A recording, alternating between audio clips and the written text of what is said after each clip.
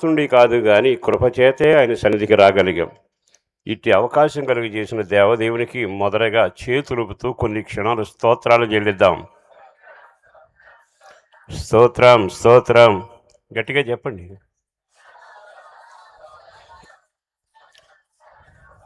అలాగే నన్ను ఆహ్వానించిన దైవజనుడికి, సహోదరికి, ఇక్కడున్న వెంబడిస్తున్న విశ్వాసులకి, సేవకులందరికీ ప్రత్యేకంగా వందనాలు తెలియచేస్తూ ఉన్నాను. ఈ శుభవేళ మీతో కూడా ఉండడం గొప్ప భాగ్యం. అనేక మంది సేవకులు ఉన్నారు, వారందరికీ ప్రత్యేకంగా వందనాలు తెలియచేస్తూ, నా ముందు చక్కని మాటలు వివరిస్తున్న దైవజనుడికి ప్రత్యేకంగా వందనాలు తెలియచేస్తూ, ఈ శుభవేళ కొద్దిసేపు దేవుని మాటలు విందాం. దేవుని మాట జీవం కలిగింది, దేవుని మాట శక్తి కలిగింది. నడిచేవారికి దీపంలాగా ఉంటుంది, దిద్దుకునే వారికి అర్థంలాగా ఉంటుంది, వెంబడించే వారికి తేటగా కనబడే మార్గంలాగా ఉంటుంది. అట్టి కృపగలిగిన దేవుని వాక్కును వినడానికి ఈ అవకాశాన్ని ప్రభు ఇచ్చారు. మహిమ దేవునికే కలుగునగాక, ప్రభావం ఆయనదై ఉండునగాక. ఈ శుభవేళ కొద్దిసేపు దేవుని మాటలు విందాం. మనం యేసు ప్రభు రక్తం ద్వారా కడగబడి రక్షించబడిన వ్యక్తులుగా సహవాసంలో సాగుతూ ఉన్నాం. ఇప్పుడు ప్రభు రాకడ గుర్తులు కనపడుతున్నాయి. ప్రభు రాకడ యొక్క సమాచారం తేటగా మన కళ్ళ ముందు గుర్తుపట్టేట్టుగా కనిపిస్తున్నాయి. రాజ్యాలు మారుతున్నాయి, పతనం ఊరేగుతుంది. ఓ రకంగా చాలా మార్పులు ఆకాశంలో కానీ, రాజకీయంలో కానీ, కుటుంబపరంగా కానీ, సంఘపరంగా కానీ లేఖనాలు నెరవేరుతూ ఆయన త్వరగా రాబోతున్నాడు అనే సమాచారం బహుతేటగా వింటున్నాం. మనం ఆత్మీయ స్థాయిలో ఎదిగే అనుభవంలో ఉన్నామా? ఎక్కడ వేసిన గొంగడి అంటే అక్కడే ఉన్నామా? మన ఆధ్యాత్మిక జీవితంలో ఒక స్థాయికి ఎదగాలని దేవుడు కోరుకుంటాడు. మన వ్యక్తిగత జీవితంలో భక్తులుగా ప్రారంభిస్తాం, శిష్యులుగా అడుగు పెడతాం, పరిశుద్ధులుగా రూపాంతరం చెందుతాం, సంపూర్ణతలో ప్రభుతో సదాకాలం ఉండబోతున్నాం. ఈ ప్రక్రియ ఆత్మదేవుడు చేస్తూ ఉన్నాడు. మీకు బాగా పరిచయమైన చరిత్ర జ్ఞాపకం చేస్తాను. ఆదికాండం 24వ అధ్యాయము మొదటి నుండి 2 వాక్యాలు చదువుదాం.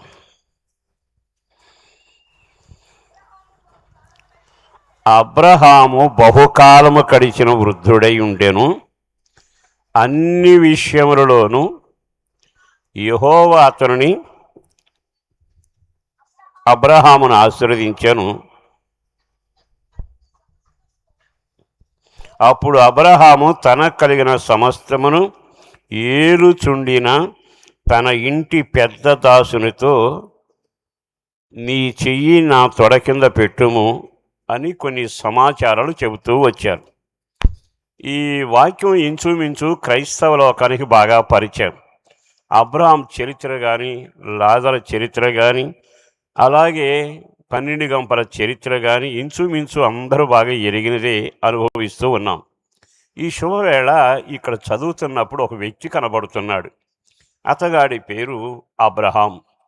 అబ్రహాము చరిత్ర మనం బాగా ఎరుగుదాం. అబ్రహామునట ఒంటరిగా బయలుదేరినప్పుడు పిలిచి నడిపించిన వాడును, తన పయనాన్ని ఊరేగించిన వాడును, తనతో నడిపించి ఆయనతో నడిచిన ఆ దేవుడు అబ్రహామును అన్ని విషయములలో ఆశీర్వదించాలని రాయబడింది. ఇన్ని విషయాల్లో ఆశీర్వదించబడ్డాక ఒక రోజున తనకున్న కొడుక్కి వివాహం చేయాలని ఆలోచన కలిగింది. ఆ వివాహం చేయటానికి నిర్ణయించుకొని ఒక వ్యక్తిని పిలిచాడు. అతడు ఎవరయ్యా అంటే చాలా తేటగా రాయబడిన మాట, తన ఇంటిలో ఉన్న సమస్తాన్ని ఏలుచుండిన, చదవండి, కలిగిన సమస్తాన్ని ఏలుచుండిన తన ఇంటి పెద్ద దాసునితో. చాలండి. ఆశీపరుడు, కుటుంబంలో సభ్యులు ఉన్నారు, అన్నీ బాగానే ఉన్నాయి. కానీ ఆ ఇంట్లో కార్యం జరుగుతూ ఉంది.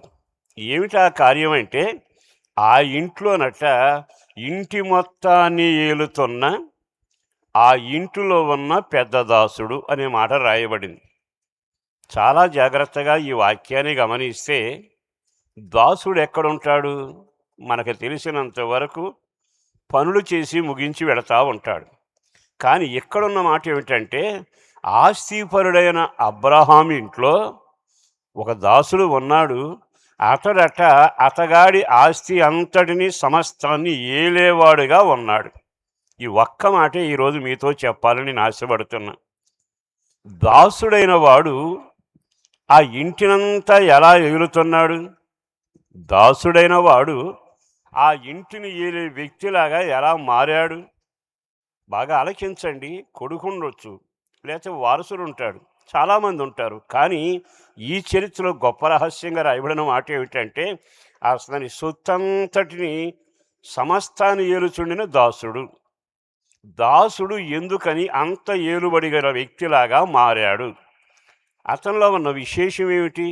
ఎందుకని ఆ ఇంటిని మొత్తాన్ని ఏలేవాడిగా దేవుడు అతన్ని చేశాడు? అతడు ఆ స్థాయికి ఎలా వచ్చాడు? ఈ విషయాలు చాలాసార్లు విన్నా, పరిశుద్ధాత్మ దేవుడు మాట్లాడుతుండగా కొంచెం జాగ్రత్తగా ఈ వాక్యాన్ని గమనిద్దాం. అబ్రహాం ఇంట్లో మీరు ఎప్పుడు చూసినా ముగ్గురు మనుషులు కనపడతా ఉంటారు.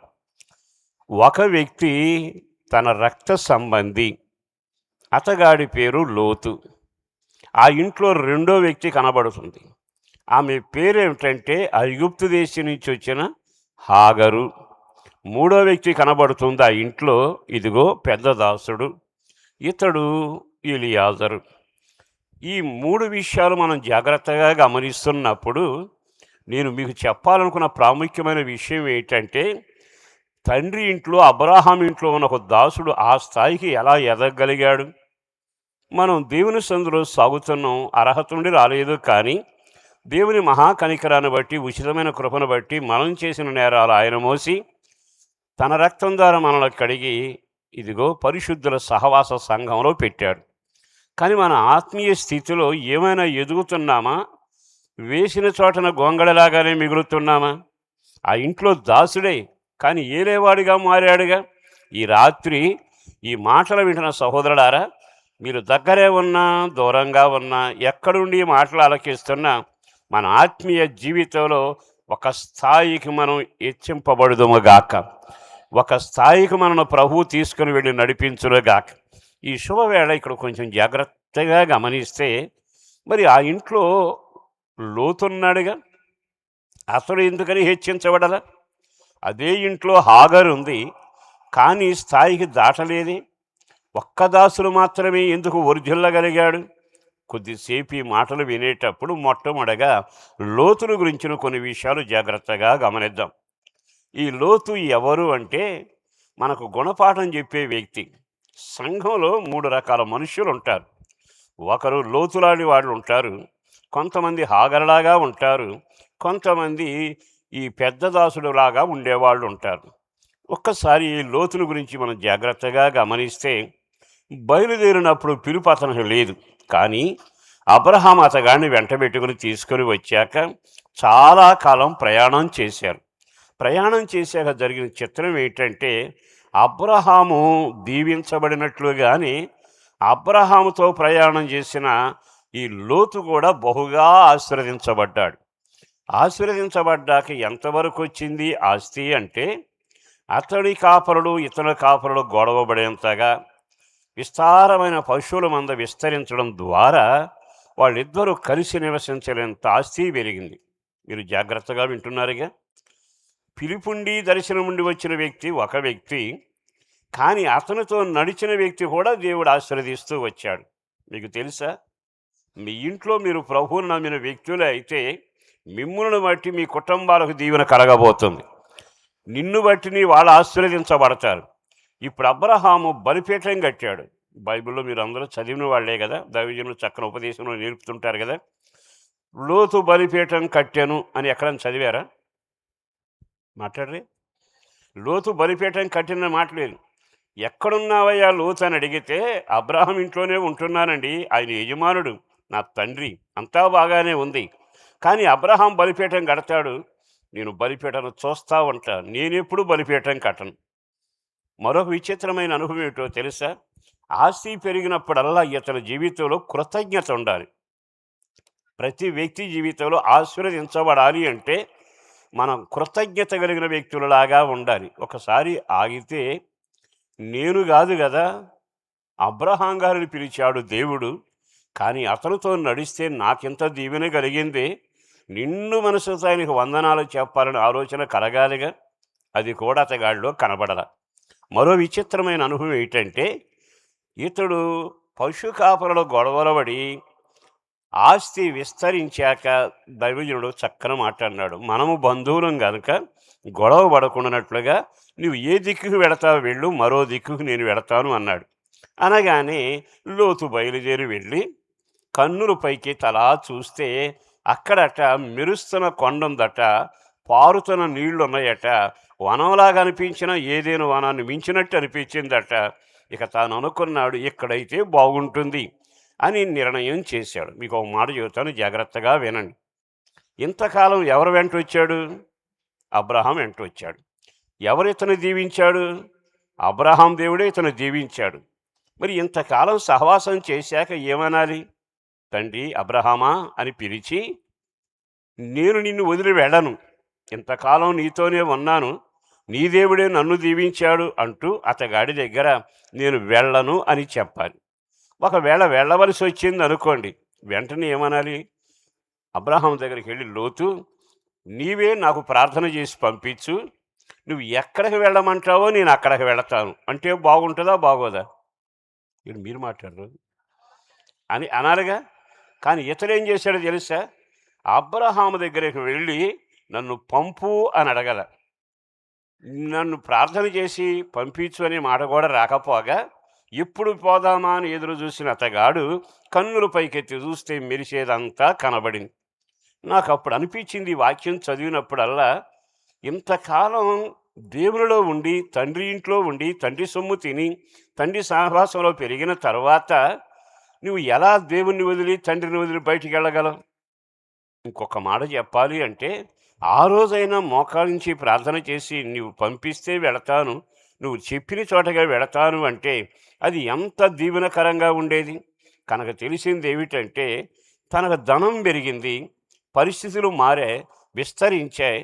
ఇక తన జీవితంలో ఎలాగైనా బ్రతకగలను, ఎక్కడైనా బ్రతకగలను అంటూ తన పయనాన్ని సాగించి తీసుకుని వెళ్ళి కన్నులు పైకెత్తి నెమ్మదిగా మెరుస్తున్న దాన్ని చూచాడు. మీరు అబ్రహాం దగ్గరికి వెళ్ళండి. అబ్రహాం ఏం చేస్తాడో తెలుసా? ఎండవేళ గుడార ద్వారము దగ్గర, ఆదికాండం 18 ఆ అధ్యాయంలో, ఎండవేళ ఆయన గుడార ద్వారము దగ్గర కన్నులెత్తి చూస్తూ ఉండగా 3 మనుషులు అతగాడి దగ్గరికి వచ్చాను అని. ఇతడు కనులెత్తుతున్నాడు, అతడు కనులెత్తుతున్నాడు. ప్రియ దేవుని బిడ్డలారా, ఈ మాటలు జాగ్రత్తగా వినండి. ఆ అంతటి కుటుంబంలో పుట్టినవాడు అతడు వారసుడు కాలేకపోయాడు. దీవెనకు వారసులు కాకపోగా భయంకరమైన శరీరాన్ని అనుభవించాడు. అతగాడు దాసులయ్యి వచ్చాడు, ఆ ఇంటి సమస్తాన్ని ఏలగలుగుతున్నాడు. ఈ రోజున ప్రభువుని ఎరిగిన మనం మన ఆత్మీయ స్థితిలో వాగ్దానాల వారసత్వంగా మనం పుచ్చుకోగలుగుతున్నామా? ఆయన మనల్ని కనికరించినిచ్చిన అధికారం కృపను బట్టి ఆయన సొత్తుగా ఏలేవాడుగా ఉంటున్నామా? వెనకబడ్డవాడలాగా ఉంటున్నామా? భక్తి ఎరిగినట్టే ఉన్నాం, కానీ మన ఆత్మీయ జీవితంలో అదిగో లోతులాగా జీవించడం. నేను ఒక్క మాట చెప్పాలి అంటే, అతనికి అన్నీ తెలుసు కానీ బలిపీఠం తెలియదు. ఏ రోజు బలిపీఠం కట్టలేదండి. బలిపీఠం అంటే అర్థం చెప్పనా? ప్రభువుని నీవు కలవాలి, నిన్ను ప్రభువు కలవాలి. ఎప్పుడైతే నువ్వు ప్రభువును కలుస్తావో ప్రభు నిన్ను కలుస్తాడు. కలిసిన చోటల్లా దీవెనుంటూనే ఉంది. అందుకని నీ బలిపీఠం మండాలి, నీవు ప్రభుని కలవాలి, ప్రభు నిన్ను కలవాలి. అక్కడ ఆయన మాట్లాడటం మొదలు పెడతాడు, దీవించడం మొదలు పెడతాడు, ఉపదేశం చేయడం మొదలు పెడతాడు. బలిపీఠం లేని ఇల్లు ఎక్కడున్నా ఇంటికి వెండి ఉంటుంది, కదిలే కారు ఉంటుంది, మెడ చుట్టూ కనకం ఉంటుంది, కానీ ఆ ఇంట్లో కృప ఉండదు. ఈ రోజైనా ఈ మాటలు విన్నాకైనా మన వ్యక్తిగత జీవితంలో, సంఘంలో ఎంతకాలం లోతులాగా బలిపీఠపు అనుభవం లేక, మోకాళ్ళ జీవితం లేక, ప్రభు స్వరం వినక, ప్రభువునకు మనముఖం కనిపించక, ఆయన సన్నిధిలో ఆస్తి వరకే పెరుగుతూ ఉంటే అంతకన్నా దౌర్భాగ్యం మరొకటి లేదుగా. మరొక మాట చెప్పనా? మరి మీ ఊళ్ళో ఉన్నారో లేదో, అతడు చాలా లోతైన వాడండి. మీలో ఎవరైనా లోతు అనే పేరు పెట్టుకున్నారా? భూమి మీద భూతార్థం పెట్టి చూసిన అట్లాంటి పేర్లు ఎక్కడ కనపట్ల. అంతటి లోతు. మనసు చూసినా లోతే, దేవునికి దూరంగా బ్రతికేదైనా లోతే, దైవ దగ్గర దీవెనలు పొందటం, మాటను మార్చడం, జీవితాన్ని అదో రకంగా మలుపు తిప్పుకున్నంత లోతు అతనికే ఉంది. కానీ ఆకాశమందున దేవుడు నెట్టివేయలేదుగా. ఆ ఇంట్లో నీవు కూడా ఉండు. ఆ ఇంట్లోనే హాగరుంటుంది. ఆ ఇంట్లోనే దాసులుంటాడు. కానీ వాళ్ళు ప్రవర్తించిన విధానం, నడిచిన వైఖరి గమనిస్తే వాళ్ళు ఏ స్థాయికి ఎదగలిగారు? ఈ రాత్రి ఒక సేవకుడిగా బ్రతిమలాడుతూ నేను చెప్పాల్సిన మాట ఒక్కటే. మీ వ్యక్తిగత జీవితంలో ఎంతకాలం సంఘంలో ఉన్న వారసుడుగా రాకపోతే, ఎంతకాలం సంఘ సహవాసాలు ఎదిగిన మేఘాలు ఎక్కలేకపోతే, దేవుని కృపను పొంది యేసువలే మహిమగలిగిన దేహాన్ని సాధించకపోతే, నీ వ్యక్తిగతంగా అన్నీ ఉంటాయి. కానీ నీ పేరు లోతైతే, ఆస్తి చూస్తే బాగా పెరిగింది కానీ అవస్థలు కూడా చాలా ఎక్కువగానే వచ్చాయి అతగాడికి. మరొక విచిత్రమైన మాట ఏమిటో తెలుసా? దేవుడు వైపు కన్నులెత్తి అబ్రహాం చూస్తా ఉన్నాడు. ఆ తర్వాత లోతు వెళ్ళిపోయినా కూడా దేవుడు అంటాడు, అబ్రహాం కన్నులెత్తి చూడు, నువ్వు ఏ దిక్కుకు వెళ్ళాలనుకున్నావో, ఎంత దూరం నడవాలనుకుంటావో నువ్వు నడువు, నేను నీకు ఇస్తాను అన్నాడు. కానీ లోతుని ఏ రోజు కన్నులెత్తు అనడా. ఎత్తు అనక మునిపే ఎత్తి చూడాల్సినవని చూశాడు. మూటగట్టుకోవలసినవన్నీ మూటగట్టుకున్నాడు. తర్వాత జీవితంలో ఎంత నష్టపోయాడు మరొక్క మాట కూడా నేను మీతో చెబుతాను. ఈ లోతును ఆ పట్టణాన్ని నాశనం చేయడానికి దేవుడు వచ్చిన సంగతి మనకు తెలుసు కదా. వచ్చినప్పుడు దేవుని దూతలు వచ్చి అతగాడికి చెప్పి, ఈ పట్టణం నాశనం అయిపోతుంది, బయలుదేరి రండి అంటే వినకపోయారు, ఆలస్యం చేశారు. అప్పుడు దేవుడు వెంటనే దూతల చేసిన క్రియ ఏమిటంటే, వారి చేతులు పట్టుకుని వెలపలకు తీసుకుని వెళ్ళి, అదిగో ఆ కొండకు వెళ్ళు అని చెబితే, నేను అలా వెళ్ళలేనయ్యా, దగ్గరగా ఉన్న ఊరు వెళతానని వెళ్ళిపోయాడు. ఇవన్నీ ఎన్నిసార్లు చదివినా పరిశుద్ధాత్మ దేవుడు ఒక్కొక్క మాట ద్వారా మనతో మాట్లాడుతుండగా, అబ్రాహామును పిలిచాడు. పిలిచినప్పుడు ఎక్కడికి వెళ్ళాలి అని అడగల, ఎందుకు వెళ్ళాలని అడగల. ఆ పేరు కానీ, ఊరు కానీ, స్థావరం కానీ, ఉనికి పట్టు కానీ తన వివరాలు అడగల. నన్ను పిలిచేవాడు నేను ఎరుగుదను, నన్ను పిలిచినవాడు నన్ను నడిపేస్తాడు, ఆయన ముందుంటాడు, నేను వెనకుంటాను. కానీ లోతు దగ్గరికి వెళ్ళేటప్పటికీ లోతుకి దేవుడు చెబుతున్నా సరే వినకుండా వెనక తిరిగి వెళ్ళిపోయారు. అట్లా నడిచిన కుటుంబంలో ఏం జరిగింది? పైనమే ముందుకు జరిగింది, ఇల్లాలేమో వెనక్కి తిరిగింది. ఉప్పు స్తంభమై నిలిచింది, మూలుగల ధ్వని మొదలయ్యింది. తర్వాత ఇద్దరు పిల్లలు తీసుకుని వెళ్ళి కాపురం పెట్టాడు. బ్రతుకు బద్దలయ్యింది. దేవుని సంధికి రాకుండా శాపాన్ని పొందుకుని ఆ పిల్లల తరం చాలా దారుణమయ్యింది. ఒక సేవకుడిగా ఎందుకో ఈ మహాసభలలో దేవుడు ఒక అద్భుతమైన కార్యం చేయబోతావన్నాడు.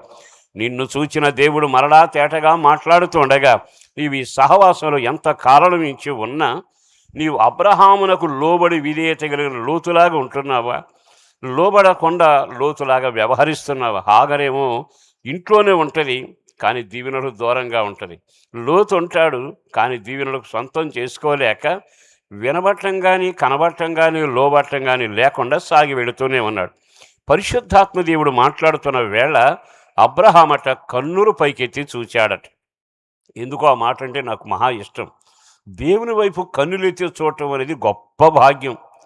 మన పితరులను ఎవరైనా చూచినా వారు కన్నులు పైకెత్తి అలా చూస్తూ ఉంటే, హెబ్రీ కర్త అంటాడు కదా, విశ్వాసకర్తయు దానిని కొనసాగించువాడైనా యేసు వైపు చూచుచు ఒక్క క్షణం ఆగి ఆలకిస్తే మన వ్యక్తిగత జీవితంలో నేను చెప్పిన మూల విషయాన్ని గమనించండి. ఇంట్లో దాసుడు ఏలేవాడయ్యాడు. ఇంట్లో వారసుడుగా అబ్రహాంతో నడిచొచ్చిన వాడు తన జీవితంలో పతనావస్థగా వెళ్ళిపోయాడు. ఎక్కడుంది ఈ తేడా? కారణం ఏమిటో తెలుసా? కలిసున్నట్టే ఉంటాం, అందరిలో నిలిచినట్టే ఉంటాం, ప్రార్థనా గుంపులో చప్పట్లు కొట్టినట్టే ఉంటాం, నాకంతా తెలుసు, బైబిల్ చాలాసార్లు చదివాను అనుకుంటూనే ఉంటాం. కానీ నువ్వు హత్తుకుని బ్రతకాల్సిన ఆ పరిశుద్ధులతోనూ మన యాజకుడైన యేసుతోనూ కలిసి హత్తుకుని మనం జీవించగలుగుతున్నామా? అన్యురాలు చెప్పిందండి, ఏమని? నీ దేవుడే నా దేవుడు, నీ జనమే నా జనము. ఎంత చక్కటి మాటలు మాట్లాడింది. మరి ఇంతకాలం నడిచిన ఈ లోతు పొరపాటును కూడా తన జీవితంలో బలిపీఠపు అనుభవం లేకపోవడమే బాధాకరం. మరొక్కసారి ఈ విషయాన్ని జ్ఞాపకం చేస్తూ నేను మీకు చెప్పగలిగింది ఏమిటంటే, ఆత్మదేవుని మాటలు వినేటప్పుడు ప్రతి వచనం గమనించాలి. ఏ రోజైనా బలిపీఠం కట్టడం కానీ, బలిపీఠం దగ్గర నిలబడటం కానీ, అబ్రహాములాగా ప్రభు స్వరం వినడం కానీ, దేవునికి కృతజ్ఞతాస్తుతులు చెల్లించడం కానీ లేదు. అబ్రహాం ఇంట్లో ఒక కార్యం జరుగుద్ది చెప్పనా? అదేమిటంటే వాళ్ళ అబ్బాయికి పెళ్లి చేయాల్సి వచ్చింది. పెళ్లి చేయాల్సి వచ్చేటప్పుడు ఎలియాజరును పిలిచి అంటాడు, వెళ్ళు ఆ అమ్మాయిని తీసుకొచ్చి వివాహం చేయంటాడు. అనగానే ఎలియాజరు ఒక చక్కని మాట అంటాడు, వెళ్ళమంటున్నావయ్యా, వెళతాను, ఒకవేళ అమ్మాయి నాతో రాకపోతే అన్నాడు. అప్పుడు దేవుడు ఒక చక్కని మాట ఇదే అధ్యాయంలో రాశాడు. ఏమని తెలుసా? ఏ దేవుడు నన్ను పిలిచాడో, ఏ దేవుడు పోషించాడో, ఏ దేవుడు నడిపించాడో, ఏ దేవుడు నా కొడుకునిచ్చాడో ఆ దేవుడు నేను ఎరుగుదును, ఆ దేవుడు నన్ను ఎరుగును. నేను ఒక్క మాట చెబుతాను, బయలుదేరి వెళ్ళు, నీ ముందు యెహోవా దూత నడిచి వెళ్ళబోతావు. చేతులెత్తి ఒకసారి గట్టిగా హల్లెలూయా చెబుదామా? అబ్రహాం ఇల్లు తండ్రి ఇల్లు. అబ్రహాం ఇంట్లో ఉన్న జనాంగం దీవించబడాలి. అబ్రహాం ఇంట్లో ఉన్నదేమిటో తెలుసా? ఏ కార్యం మొదలుపెట్టినా, నీటికై ప్రయాణం చేసినా, కట్టడానికి బయలుదేరినా, విత్తడానికి బయలుదేరినా, నా ఇంట్లో ఏ కార్యమైనా దూత ముందు నడవబోతుంది. మరి ఈ రోజున మన కుటుంబాల్లో దేవుని దూతలు సంచరిస్తున్నారా? మన ఇంట్లో ఆచారాలు, వ్యవహారాలు, అద్భుతాలు, మాంత్రిక మాటలు ఉంటాయి కానీ అబ్రహాం ఇంట్లో ఉన్నట్టుగా దేవుని దూత నీ ముందు నడవాలిగా. అట్లాంటి అనుభవం ఎంత గొప్పగా కనబడుతుంది.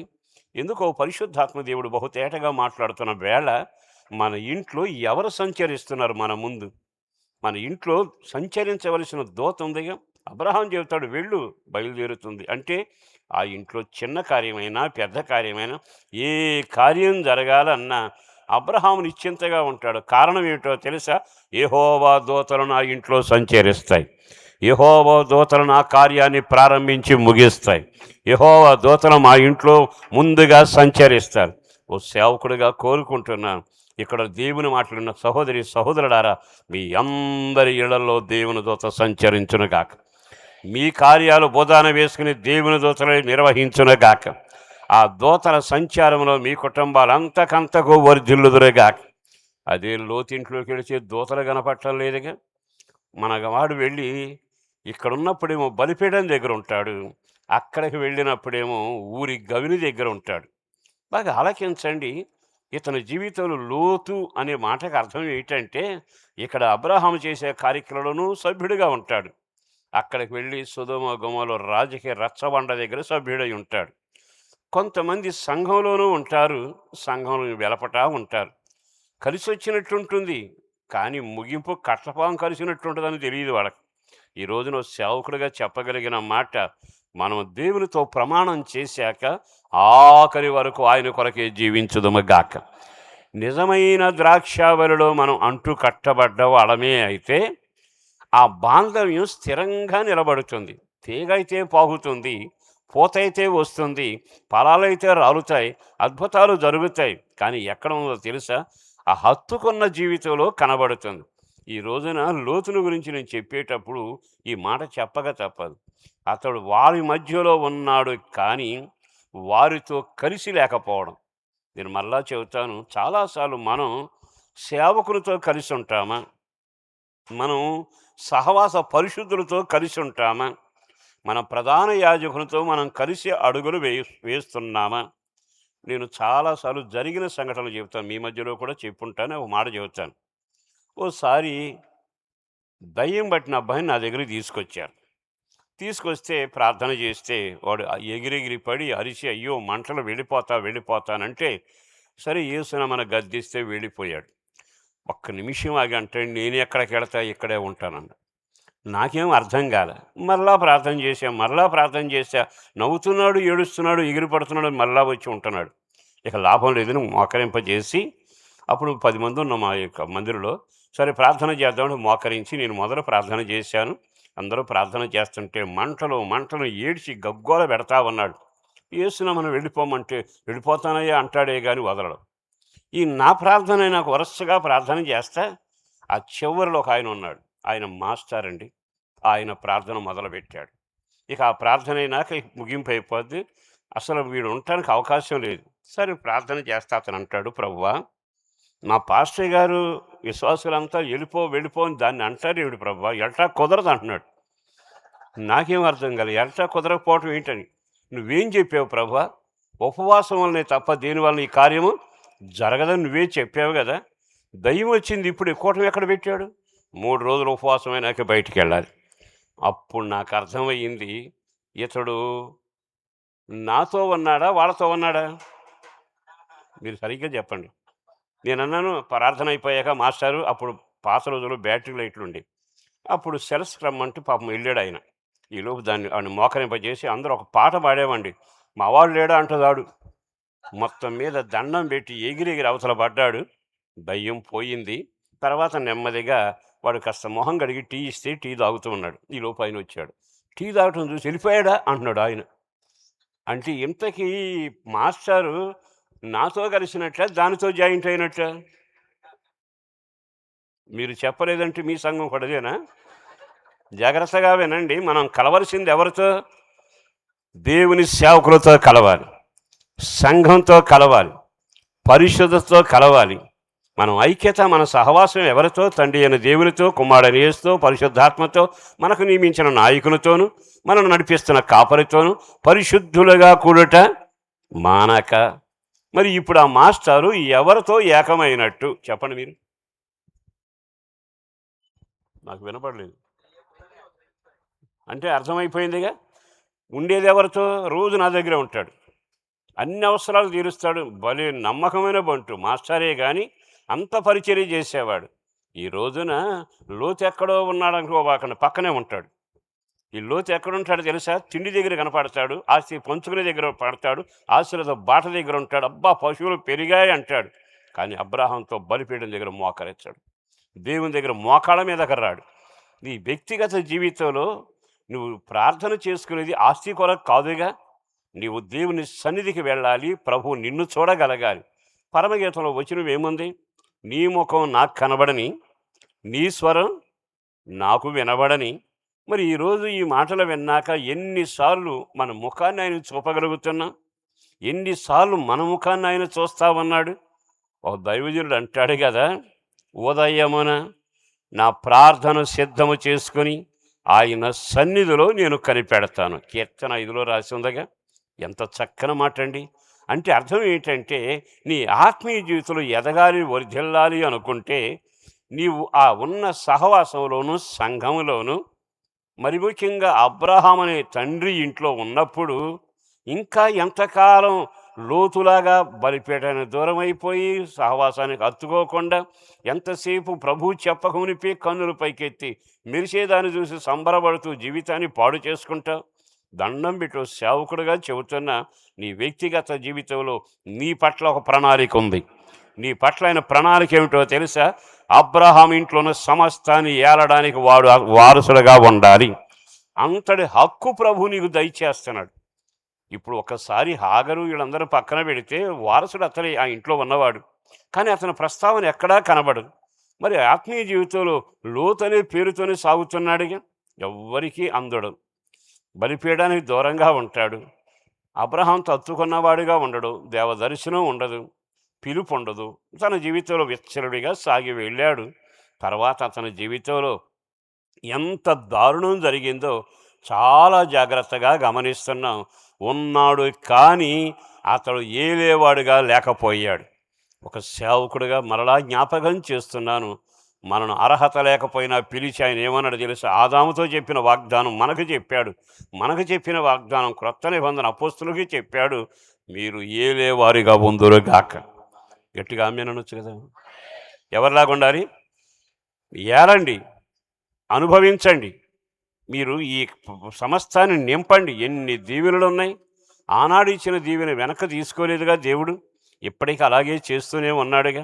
మరి మన వ్యక్తిగత జీవితంలో ఏలేవాడిగా ఉండవలసిన మనం ఎందుకని ఒకరి చేత ఏలబడుతున్నాం? మీరు బాగా ఆలకించండి. నీవు ఎప్పుడైతే దేవుని మాట శ్రద్ధగా వింటావో, ఈ నా మాటలు విన్నవాడు తలగా ఉంటాడు, బైబిల్లో వాగ్దానమేగా. మరి అలాంటప్పుడు మన వ్యక్తిగత జీవితంలో లోతులాగా లోతులాగా లోతులాగా జీవించి ఆశీర్వాదం లేని అనుభవంలో సాగుతూనే ఉంటాం. లోతుకి ఆస్తి పెరిగింది అన్నారు కానీ సుఖం ఉందా ఇంట్లో? సుఖపరమైన జీవితాన్ని అనుభవించాడా? ఈ రోజున ఒక సేవకుడిగా మీ జ్ఞాపకం చేసేది ఏమిటంటే, నేను సంఘ సభ్యుడిని అనబాకండి. యేసుతో అంటు కట్టబడ్డ వ్యక్తిని. నేను ఎవరినో తెలుసా?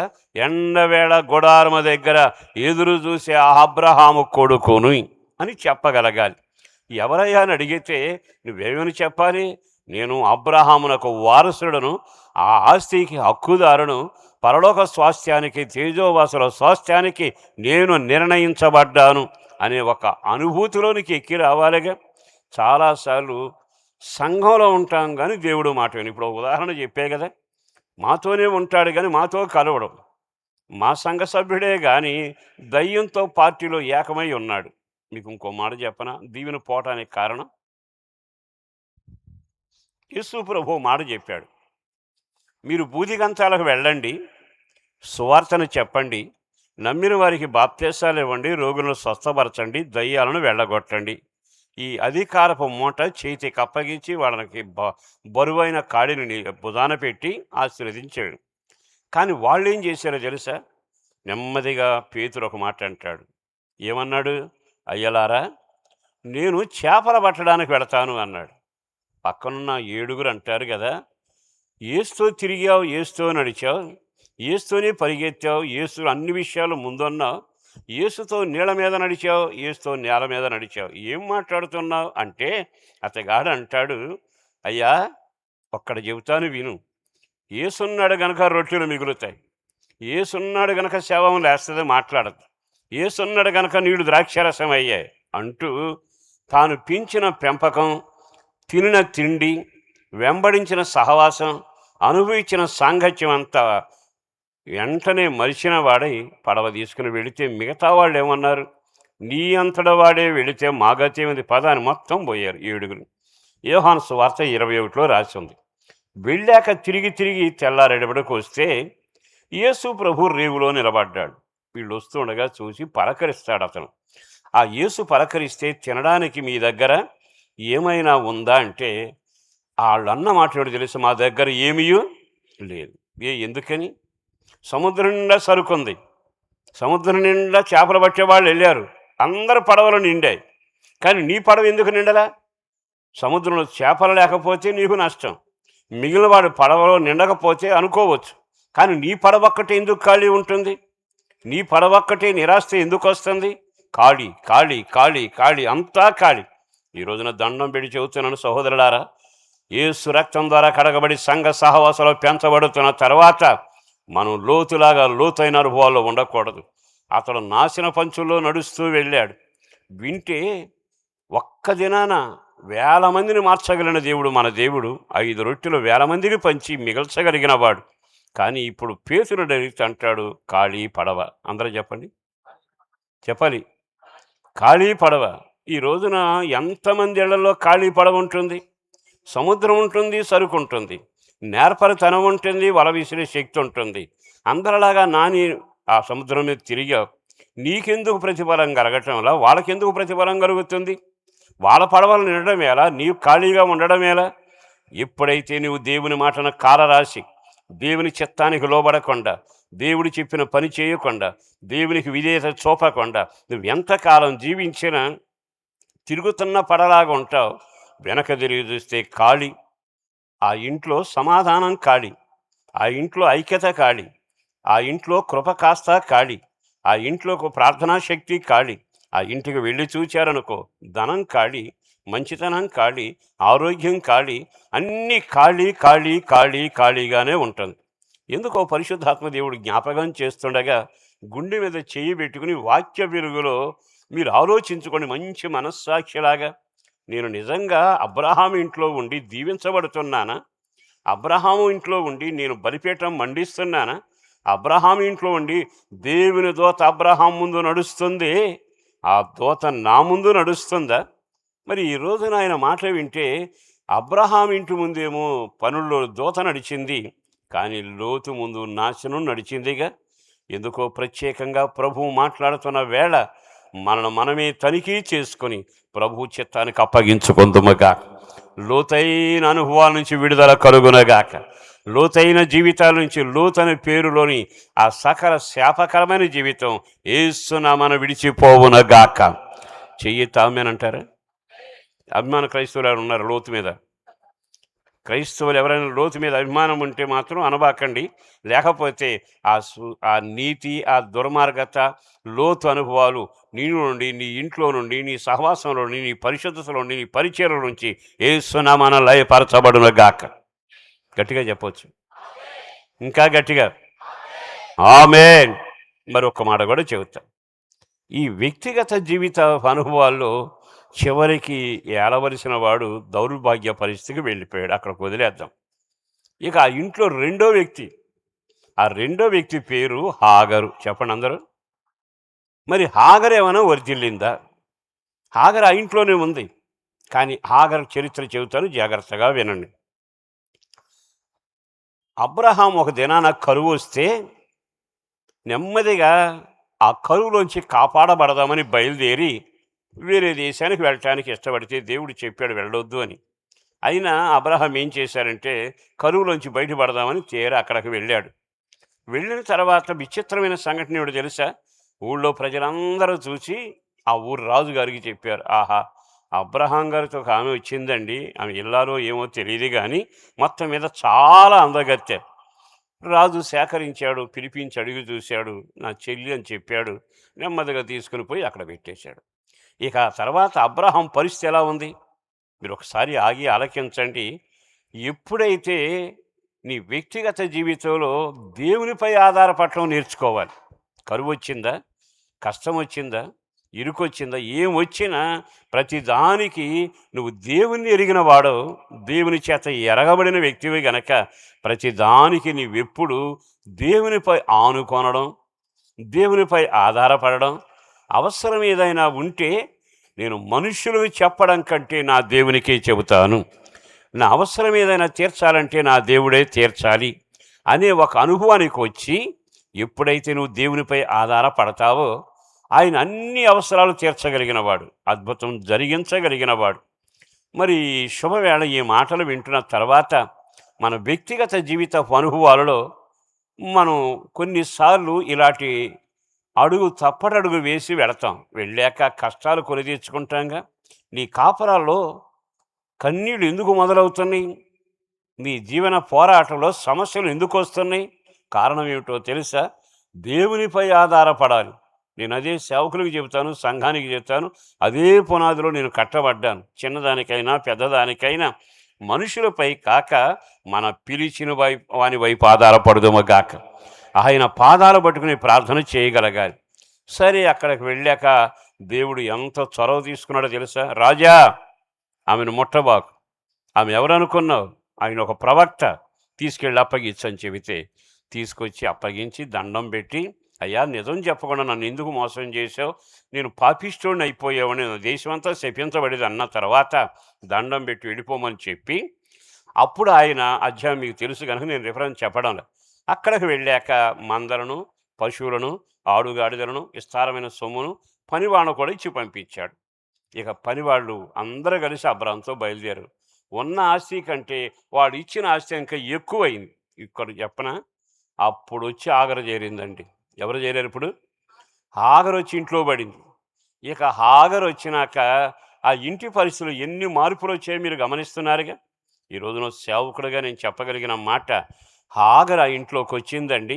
ఇక అక్కడి నుంచి సమస్యలు మొదలయ్యాయి. ఇంకొక మాట కూడా చెబుతాను. ఆ ఇంట్లో భార్యాభర్తలు ఇద్దరూ కూడా ఎప్పుడు సమానంగా నడవాలి. మరలా చెబుతాను, సహజీవనం చేయాలి, సాటి సహాయంలాగా జీవించాలి. ఎప్పుడైనా కుటుంబాల్లో, మీరు కుటుంబీకులు ఎక్కువ మంది ఉన్నారనుకుంటున్నాను, కుటుంబాల్లో ఎప్పుడు సాటి సహజీవనం చేయాలి తప్ప ఎప్పుడు అడుగులు ముందుకు వేయకూడదు. అబ్రహాం ఇంట్లో శారా కాస్త అడుగు ముందుకేసింది, అబ్రహాం గారు వెనకొన్నాడు. విన్నారన్నమాట. అబ్రహాం గారిని పిలిచి అంటది, నువ్వు నేను చెప్పినట్టు చెయ్యి అంటే ఎప్పుడైతే అడుగు ముందుకు వేసిందో జీవితం పతనం అవుతూ వచ్చింది. ఆ ఇంట్లో లోతు భార్య ఉంది. అందరికి ముందుకు నడుస్తారు, ఈ వెనక నడుస్తూ ఉంటుంది. ఇళ్లల్లో భార్యలు ఎప్పుడైనా వెనక నడిచిన ప్రమాదమే, ముందు నడిచిన ప్రమాదమే. ఏంటి అట్లనవుతున్నారు మీరు? ముందు నడిచినా తప్పే, వెనక నడిచినా తప్పే. మన వాళ్ళకి ఎక్కువగా ఉంటది గదా! నేను కుటుంబీకుడిని, మీరు కూడా సమస్తం అనుభవించిన వాళ్ళే గదా! ఆ ఇంటి ఆ ఇళ్ళ యొక్క యజమాని మాట్లాడతాడు మామిడికాయలు బేరం జేసి.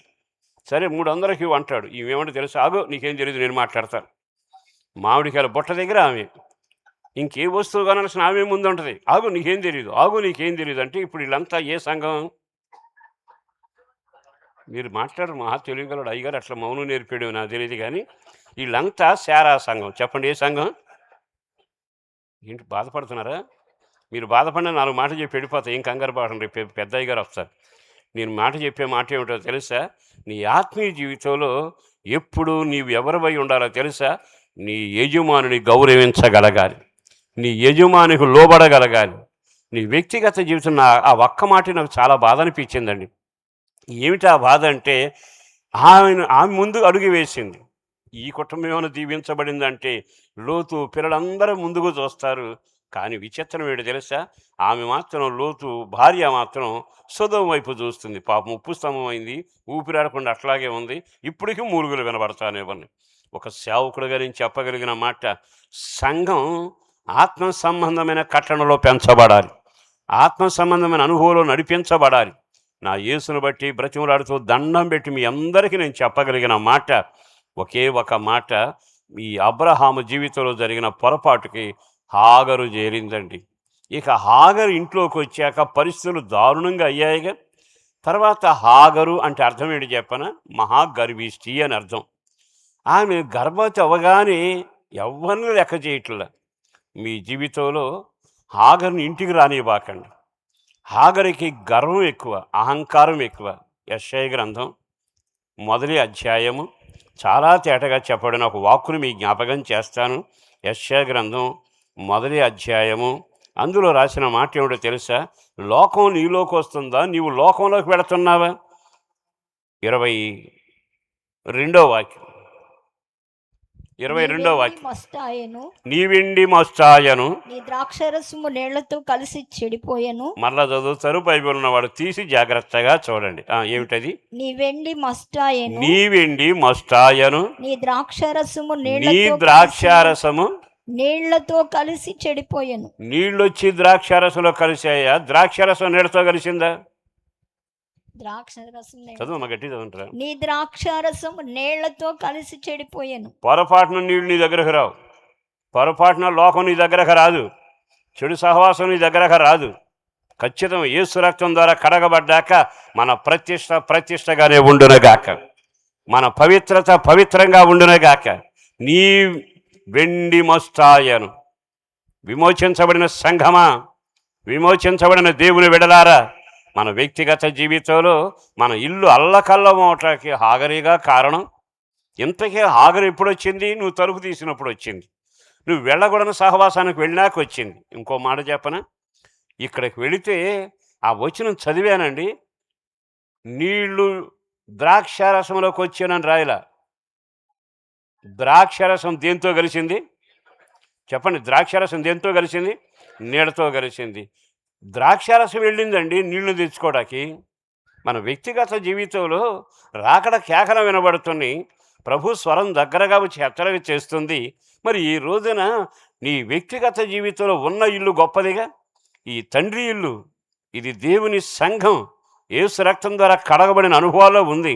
కానీ ఇందులోనికి వెండిలాంటి నీ జీవితానికి, కృపగల నీ జీవితంలో, అభిషేకం గల నీ జీవితంలో, ప్రతిష్ట గల నీ జీవితంలో, ప్రార్థన గల నీ జీవితంలో నీళ్ళు ఎందుకు వస్తున్నాయి? ఎప్పుడైతే నువ్వు నీళ్ళతో కలిశావో వెంటనే నీళ్లు లోపలికి వస్తాయి. ఇక ద్రాక్షరసం నీరు తగిలాక ఎందుకు నిలబడుతుంది?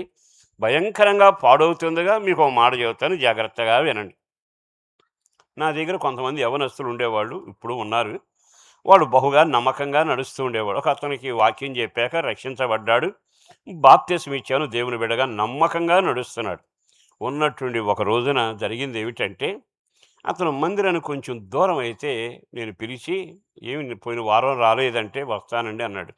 తర్వాత చాలా జాగ్రత్త, బయట తిరుగుతున్నాడు, గర్జించి సింహంలాగా వాడు మింగుతాడు, అక్కడికి వెళ్ళబాకు, జాగ్రత్తగా ఉండను అనగానే వెంటనే, అన్నా నా మీద మీకు డౌటు, నేను ఐఎస్ఐ మార్క్ అన్నా, ఎవడైనా మారొచ్చు కానీ నేను మారను అన్నాడు. సరే మంచిదే నాన్న, నువ్వు ఐఏఎస్ఐ మార్కైనా మింగేవాడు బాగా తెలివిగా ఉంటాడు, జాగ్రత్తగా ఉండని చెప్పాక కొంతకాలం అయినాక నెమ్మదిగా మందిరానికి దూరం అయిపోయాడు. ఇంతకీ ఎందుకు దూరం అయ్యాడో తెలియక ఓ రోజున ఆరా తీసుకుని వివరాలు సేకరిస్తే ఇతడట తన పాత స్నేహితుల దగ్గరికి వెళ్ళాడు. బాగా వినాలి. ఆ పాత స్నేహితులు వీళ్ళంతా కలిసి పేకాడుకునేవాళ్ళు. ప్రభువుని నమ్మాక ఆ ఇంటికి వెళ్ళటం మానేశాడు. ఇప్పుడు ఏదో పనుండి వెళితే ఆ ఇల్లాలందట, అయ్యా ఇదివరకులాగా మా ఇంటికి రావట్లేదంటే నేను ప్రభువుని నమ్ముకున్నాను, సంఘంలో సహవాసంలో ఉంటున్నాను, పవిత్రంగా ఉంటున్నాను, ప్రార్థనలో ఉంటున్నాను వివరాలు చెప్పి సాక్ష్యం చెప్పి నా దేవుడు నన్ను ఆశీర్వదించాడంటే, ఆ పనేదో నీ స్నేహితులకు కూడా చెబితే ఆ స్నేహితుడు కూడా నీతో కూడా మందిరానికి వస్తాడు కానీ. సరే ఇంతకీ ఎక్కడున్నాడంటే అదిగో ఆ వేప చెట్టు కింద ఎప్పుడు కూర్చున్నాడంటే వెళ్ళాడు. వెళ్ళి వాడిని పేరు పెట్టి పిలిచాడు, సుబ్బారావు రారా రారా అని. నేను ప్రభువుని నమ్మాను, అక్కడికి రాను, ఇక్కడే ఉంటాను, నా మాట విను. అరగంట అయింది, వాడు రాట్లా ఆటేస్తాడు. ఇదిగో నేను అక్కడ రాకూడదు, నేను రావట్లేదు, నా మాట నువ్వే లేచిరా అన్నాడు. వినలా. ఇక ఆ తర్వాత ఓపిక నశించింది, సైకిల్కి స్టాండ్ వేసాడు, వెళ్ళాడు. వెళితే ఆడు ఆట ఆడుతూ ఉన్నాడు. ఆట ఆడుతూ ఉండి పైనుండి చూసి ఒకసారి పట్టుకుని చొక్కా పట్టుకుని లే అన్నాడు. వచ్చేస్తా ఒక్క ఆట అన్నాడు. ఆ తర్వాత ఆట వేస్తా వీడు మొక్క వేసాడట, ఈ డబ్బులు పోయినాయి.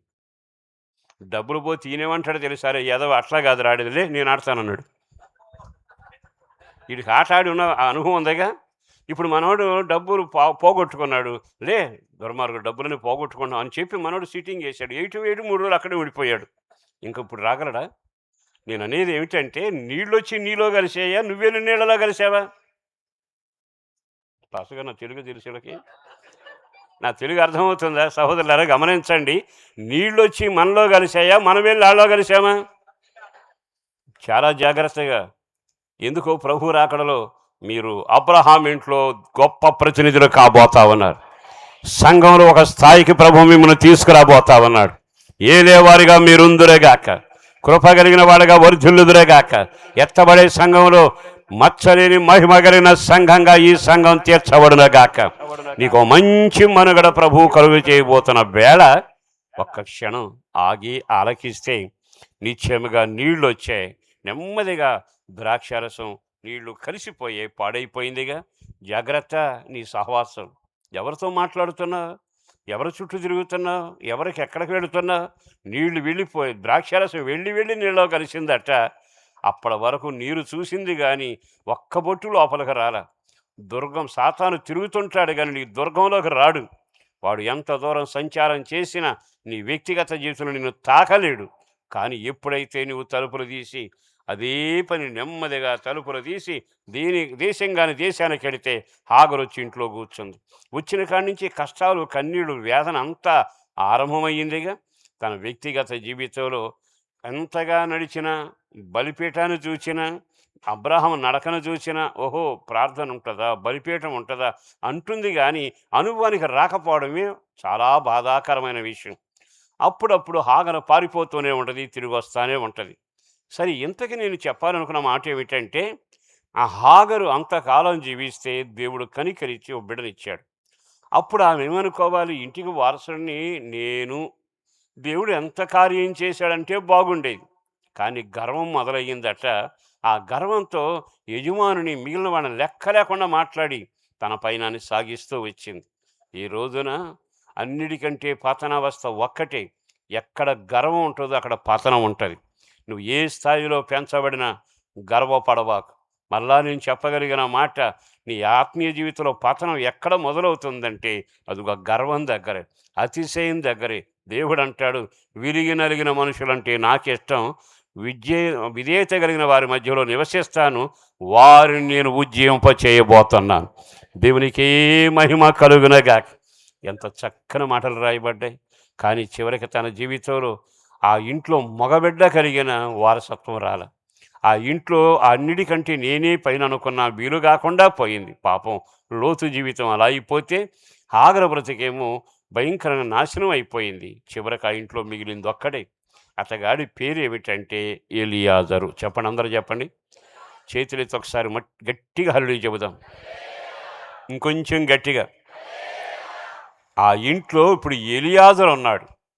ఈ ఎలియాజరు ఎవరు, ఎక్కడి నుంచి వచ్చాడు? 15వ అధ్యాయం మొదటి వాక్యం, ఆదికాండం.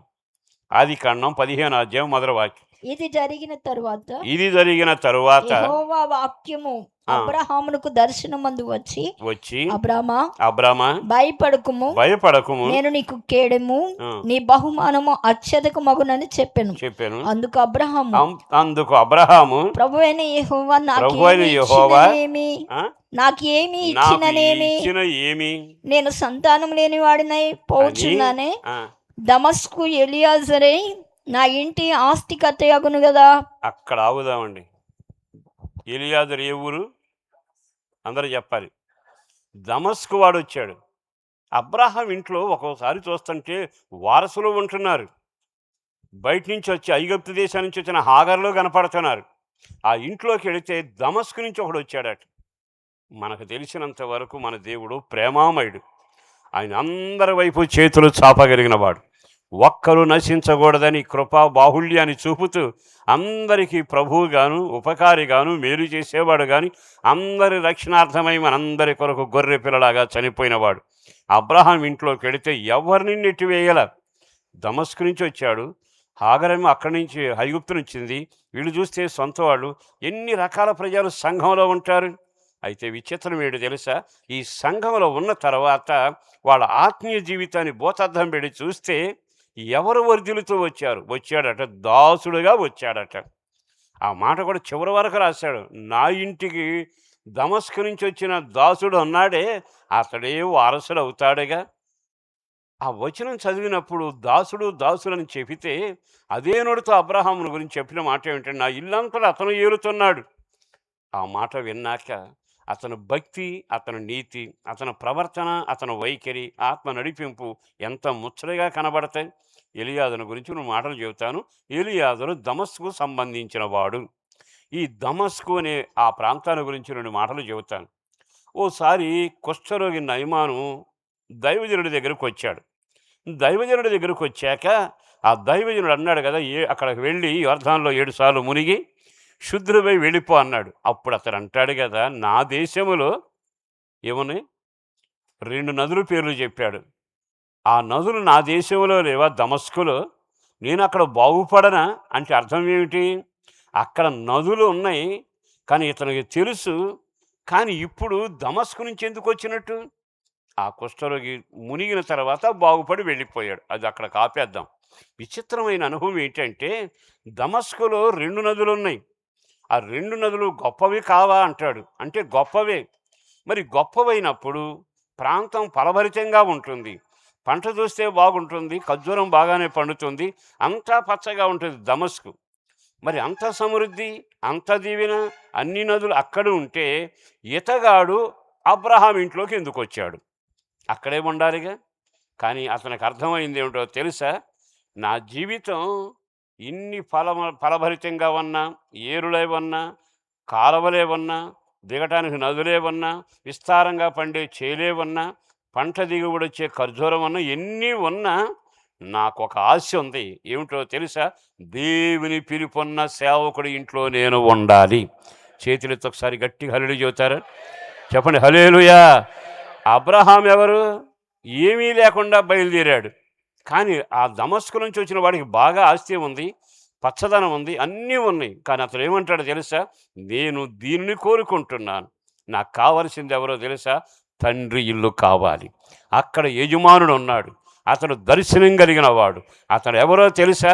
దేవుని చిత్తం చేస్తూ బలిపీఠపు అనుభవాల్లో నడిచి వెళతావన్నవాడు. అక్కడ నుంచి బయలుదేరి ఇక్కడికి వచ్చాడండి. ఎందుకో ఈ మాట చదివినప్పుడల్లా నా ఒళ్ళు వణికింది. కారణం ఏమిటో తెలుసా? పౌలు అక్కడే కనపడుతున్నాడు. పౌలు ఏమంటాడు?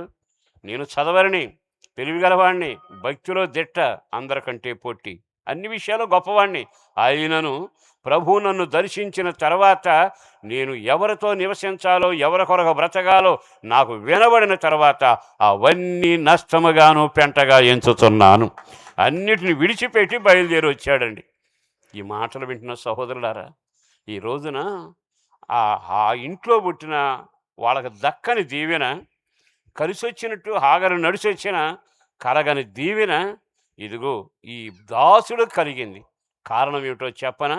అతని దర్శనం, అతని చూపు, అతని విధానం వేరు. అతను అనేది ఏమిటో తెలుసా? అబ్రహాము జనములకు తండ్రి, నేను ఆ తండ్రి ఇంట్లో ఉండాలి. చేయి పైకి ఎత్తండి, గట్టిగా ఆమేన్ అనండి. మనం ఎక్కడుండాలి ఇప్పుడు? తండ్రి ఇంట్లో ఉండాలి. ఆ తండ్రి ఇంట్లోకి వెళ్ళటానికి ఏమేమి వదులుకున్నాడు? సమస్తాన్ని వదులుకున్నాడు. దమస్కులో గొప్పతనం అంతా వదులుకున్నాడు. పచ్చదనం వదులుకున్నాడు. చక్కని ఫలాలు ఉన్నాయి, అన్నీ ఉన్నాయి. అవి నాకు అక్కరలేదు. పౌలేమంటాడు? ఒకప్పుడు భక్తి అనుకున్నాడు, అదే శక్తి అనుకున్నాడు, మనుషుని చంపితే గొప్పతనం అనుకున్నాడు. కానీ దర్శించిన దేవుడు గొప్పవాడు, పలకరించి అప్పగించిన పని గొప్పది. నెమ్మదిగా పెంటగా ఎంచి బయలుదేరి వచ్చాడు. మరి ఈ రోజున పౌలు అపోస్తులు ప్రసంగం చేశారుగా, మూర్ఖులైన వీరిలో నుంచి వేరై మీరు వేరుపాడు జీవితం జీవించగలగాలి. ఈ రోజున నేను మా అందరికీ నేను చెప్పగలిగిన ఖచ్చితమైన మాట, నా యేసును బట్టి బ్రతిమలాడుతూ చెబుతున్నాను. అదేమిటంటే, మనం దేవుని ఇంట్లో ఒక ఆశీర్వదకరంగా దాసుడు దీవించబడినట్లు నువ్వు ఏలేవాడిగా మారి 1000 ఏళ్ల పరిపాలనలో నిలవగలిగి నిత్యత్వంలో నిలబడి తండ్రి రాజ్యంలో సూర్యులాగా ప్రకాశించాలి అనుకుంటే, అదిగో ఆ దమస్కు నుంచి వచ్చిన ఎలియాజరు విడిచిపెట్టినట్టు, వదులుకున్నట్టు, పౌలు అన్ని విడిచి నష్టమని పలికినట్టుగా నీవు సమస్తాన్ని విడిచి దేవుని సిలువను మోయుదువుగాక, సన్నిధిలో అంటు కట్టబడుదువుగాక, ఆ కుటుంబంలో నీవు ఒక సభ్యుడిగా మారుదువుగాక. దేవుడు ఎంత చక్కని కృపిస్తున్నాడండి. మరి ఈరోజు ఈ మాటలు విన్నాక మనం అంధకార రాజ్యంలో నుంచి ప్రేమగలిగిన సామ్రాజ్యంలో చేరామా? కొలసీ సంఘానికి పౌలు రాసిన ఉత్తరం అధ్యాయం 13వ వాక్యం చదువుదాం. చాలా జాగ్రత్తగా గమనించండి. 13 మొదటి అధ్యాయము కొలసీ సంఘానికి రాసిన ఉత్తరం 13వ వాక్యాన్ని చదువుతారు. ఆయన మనలను అంధకార సంబంధమైన అధికారములో నుండి విడుదల చేసి తాను ప్రేమించిన తన కుమారుని యొక్క రాజ్య నివాసులుగా చేసెను.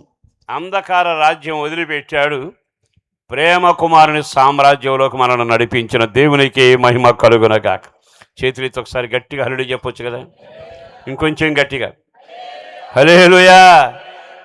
ఆ ఎలియాజర్ని అడిగితే అంటాడు, దమస్కులో నదులు ఉన్నాయి, కానీ దానివల్ల కాదు, ఇదిగో ఇక్కడ ఉన్న ఈ నది నా జీవితాన్ని మార్చింది. లోకంలో చాలామంది ఉన్నారు, నేనిచ్చి నీడు త్రాగువాడనే మాట చెప్పింది ఆయనేగా. ఆ జీవం సమృద్ధిగా నీకు కలుగుతుందిగా.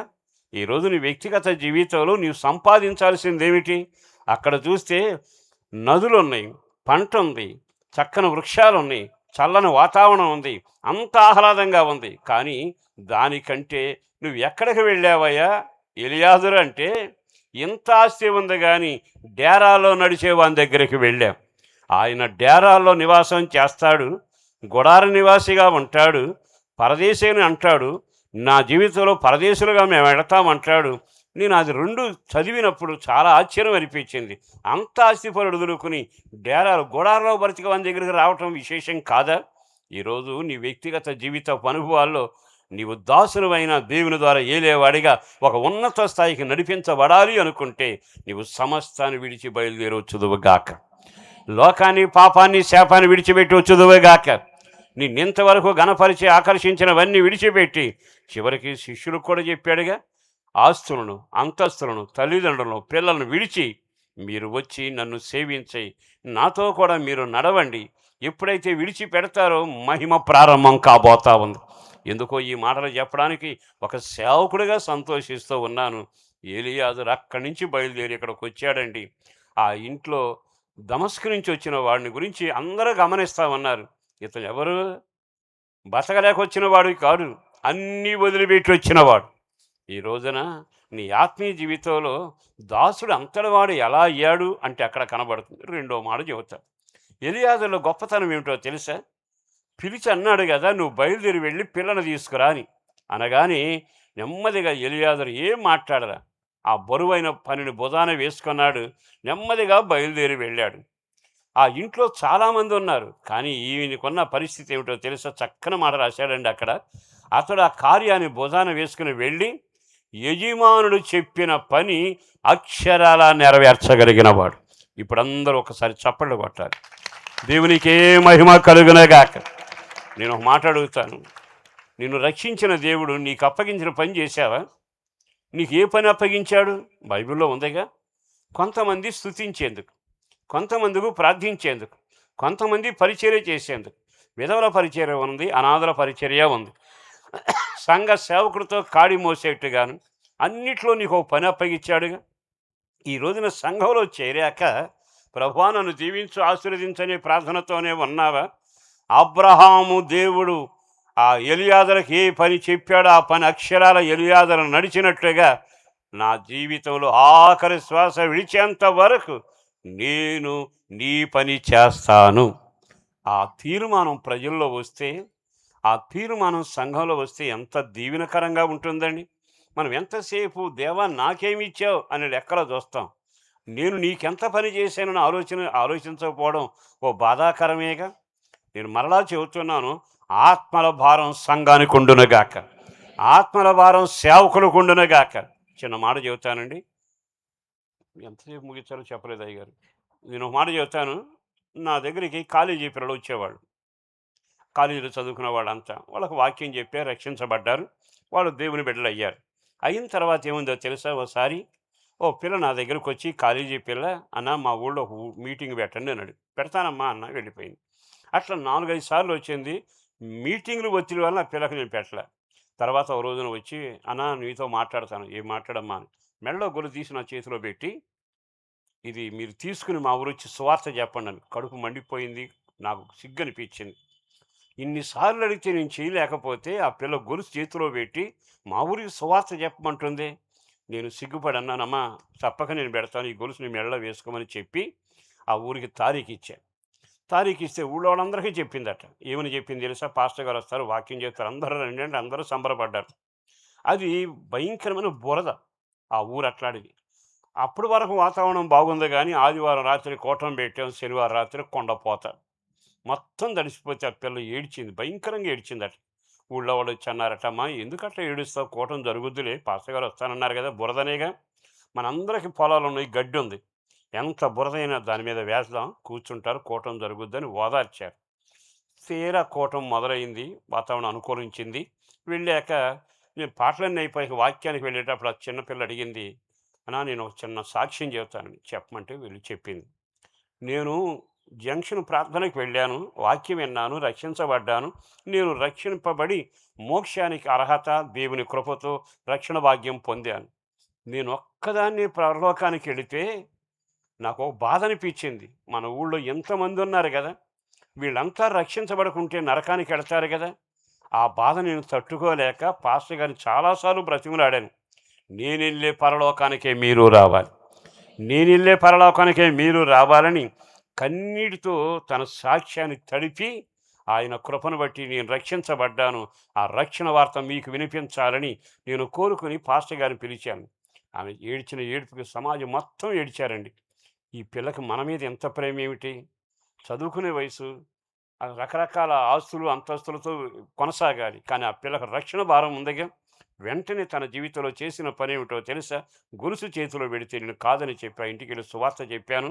ఆ వాక్యం ఆ భయంకరమైన బురదలో కూర్చున్న గ్రామం అంతా విన్నారండి. నా ప్రసంగం కంటే ఆమె సాక్ష్యం వాళ్ళ కన్నీళ్ళను ముంచెత్తింది. అంతా అయిపోయినాక ఆ ఊరు ప్రెసిడెంట్ గారు వచ్చారు. వచ్చి ఒకే మాట అన్నారు, ప్రెసిడెంట్ గారు, పాస్టర్ గారు, ఆ పిల్ల మా కొరకు మా మీద ఇంత ప్రేమ, మా కన్న వాళ్ళే మమ్మల్ని అట్లా చూడటం లేదు, మేము ఎవ్వరూ నరకానికి వెళ్ళకూడదని అంత పని చేసింది, అదేమంటే దేవుడు నాకు ఇచ్చిన పని అంటుంది. ఇక మీదట ఆ పిల్ల కూటం పెట్టడానికి వీల్లేదు. ఇక ఈ ఊళ్ళో కూటం పెడితే ప్రతి నెల మొత్తం ఖర్చు నేను పెట్టుకుంటాను, మీరు కూటం పెట్టాలి. మొత్తం మీద కూటం జరిగిందండి, పిల్ల ఒక్కతే. ఆ తర్వాత నెల నెల నెల నెల కూటం పెట్టేవాడు. రక్షించబడ్డ తర్వాత ఆ ఊళ్ళో ఒక చిన్న మందిరం ప్రారంభించాం. విచిత్రం ఏంటి తెలుసా, ఆ తర్వాత దేవుడు ఆశ్చర్యకరంగా మార్చాడు. ఊళ్ళో 300 మంది ఆ మందిరంలో ఇప్పుడు రక్షించబడి ఆరాధన చేసుకుంటా ఉన్నారు. ఎవరి పనిది? ఒక పసిపిల్ల పని. ఈరోజు నువ్వు బాగా ఆలకించు. ఎలియాజరు అంటే నా తండ్రి పని మీద ఉన్నానండి. మీరు ఆలోచించండి, దేవుని పని మీరు చేయగలుగుతున్నారా? దేవుని పని అంటే కాస్త కడగటం, తినడం, శుభ్రం చేయటం, లైట్లు వెలిగించడం కాదుగా. ఆత్మల భారం ఉండునగాక. నశించిపోయే వాళ్ళని దేవుని దగ్గరికి తీసుకురాగలగాలి. రోధించే ఆత్మ ఉండాలి, ప్రకటించే ఆత్మ ఉండాలి, పరిచర్య చేసే ఆత్మ ఉండాలి. నా ప్రభు నాకు ఏ పని అప్పగించినా నమ్మకంగా దానిని నేను చెయ్యాలి. ఎలియాజరు దాసుడు ఏలికైన వాడు ఎలా మారాడు? అప్పగించిన పని మామూలుది కాదు. కానీ అంతటి పనిని భుజాన వేసుకుని వెళ్ళి తిన్నగా దేవుని కార్యాన్ని పూర్తి చేసుగలిగాడు. ఈరోజు దండం పెట్టి చెబుతున్నాను, ఈ సభల్లో పాలు పొందిన మీరు ధన్యులు. మీ కుటుంబాలంతకంతకు వర్ధిల్లి రేపొద్దున బడా నమ్మకమైన దాసులని పిలువబడేటట్టుగా మీకు అప్పగించిన పనిని మీరు చేయుదురుగాక. గట్టిగా యుద్ధం చేసింది యెహోషువ, చేతులెత్తింది మోషే, కానీ ఆదుకున్నది ఎవరు? యుద్ధం ఆడు చేశారండి. మోషే చేతులు పైకి ఎత్తాడు, యెహోషువ ఇద్దరు తన సహోదరులు కలిసి చేతులు ఆదుకున్నారు. జయము కలిగిందిగా. చేతులెత్తే పని నీకు అప్పగించుండొచ్చు, స్తుతించే పని నీకు అప్పగించుండొచ్చు, ప్రకటించే పని నీకు అప్పగించుండొచ్చు, విజ్ఞాపన చేసే పని నీకు అప్పగించవచ్చు. నీ కష్టార్జితం దేవుని కొరకు, నీ రక్తం బలిపీఠం దగ్గర పిండే పని నీకు అప్పగించుండొచ్చు, నీ సమయాన్ని దేవుని కొరకు ఖర్చు పెట్టే అవకాశం కలిగి ఉండొచ్చు. ఆ పని మీరు చేయుదురుగాక. ఆ పనిలో మిమ్మల్ని మీరు సమర్పించుకుందురేగాక. ఆ పిల్లను ఇప్పటికీ నేను చూస్తాను, పెళ్ళి అయిపోయింది, పెద్దది, చాలా ముచ్చటగా కుటుంబం వర్ధిల్లుతుంది.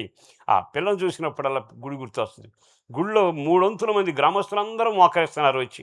ఈ బలమైన కార్యం ఈ పిల్ల చేసిందే రేపు పరలోకానికి వెళితే ఎట్లుండదు ఆ పరిస్థితిని. మరి ఈ రోజున దేవుడు ఎన్ని పనులు అప్పగించినా ఇది మందగాదులే, సువార్తాలు చెబుతారులే, ప్రార్థన ఇళ్ళు చేస్తారులే, పరిచర్య వాళ్ళు చేస్తారులే, సుఖం కొరకు కాదుగా. ఎలియాజరు అంటాడు, దమస్కులో పుట్టాను కానీ అన్నీ విడిచి తండ్రి ఇంటికి వచ్చాను. వచ్చిన నేనెవరినో తెలుసా? తప్పనిసరిగా ఆయన అప్పగించిన పనిని ఆఖరి శ్వాస వరకు కొనసాగిస్తాను. చేతులు తామేనంటారా? గట్టిగా. మరొక విచిత్రమైన మాట ఏంటంటే పౌలు అంటాడు, నా పరుగును ముగించాను. ఎందుకు ఆ మాటలు చదివినప్పుడు చాలా ఆనందం అనిపిస్తుంది.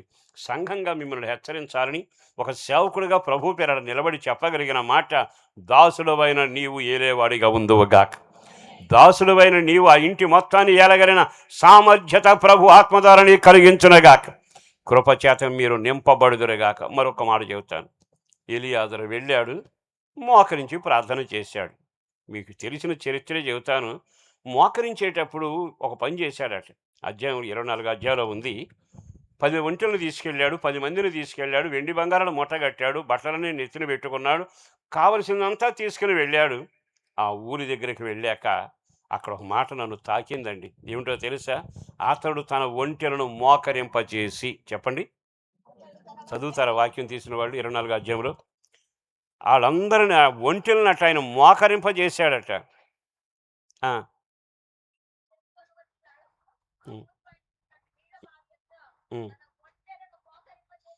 అమ్మ ఒక్కసారి గట్టిగా చదువు.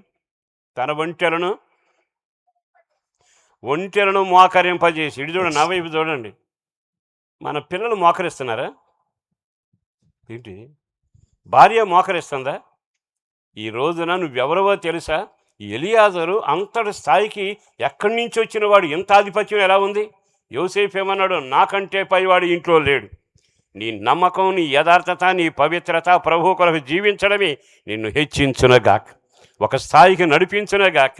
అక్కడ ఒంటెలను మోకరింపజేసి, ఏ రోజైనా నీ పిల్లలను మోకరింపజేయగలిగావా? మోకాళ్ళ జీవితం ప్రార్థనలో ఎదగగలిగావా? పశువులనే మోకరింపజేశాడే, ఒంటెలనే మోకరింపజేశాడే. ఎంత ముచ్చటగా రాయబడింది. మరొక విచిత్రమైన మాట ఏమిటో తెలుసా? ప్రార్థన చేసి ఒక మాట అన్నాడు, అయ్యా ఎవరిని విచారించను, నేను ప్రార్థన చేసి లేచి వచ్చే పిల్లలకు చేయి చాపుతాను, ఏ పిల్ల కడవ ఉంచితే ఆమె అని నిర్ణయించాడు. వెంటనే అక్కడ కిందలో రాసి ఉందండి, అతడు మాటలాడుట చాలించిన తర్వాత, వెంటనే చదవండి, తర్వాత వచ్చిన గట్టిగా, అతడు మాటలాడుట చాలింపక మునిపే అని రాసి ఉందండి. ఇటు చూడండి నా వైపు. మాట్లాడుట ప్రార్థన చేస్తే అని రాసి ఉంటే బాగుండేది. ఆత్మదేవుడు అలా రాయలా. మాట్లాడుట చాలించాక. ఎవరితో మాట్లాడాడు? దేవుడితో మాట్లాడగలిగిన వాడు. ఈ రోజున సంఘం డబ్బుతో కాదు, కలెక్టర్లతో కాదు, కండక్టర్లతో కాదు, రాజకీయ నాయకులతో కాదు, సేవకులైన, విశ్వాసులైన, సంఘమైన, పరిచారకులైన, పెద్దలైన వీరు దేవునితో మాట్లాడగలిగిన వారై ఉందురుగాక. దేవుడు నీతో మాట్లాడగలిగిన అనుభవానికి ఎక్కి వచ్చుదుగాక. ఆ మాట చాలా ముచ్చటగా ఉందని అతడు మాటలాడుట చాలించిన వెంటనే నువ్వు రోజు ఆయనతో మాట్లాడుతున్నావా? ఆయన స్వరం నీకు వినబడుతుందా? నువ్వు కృప పొందుతూ ఉన్నావా?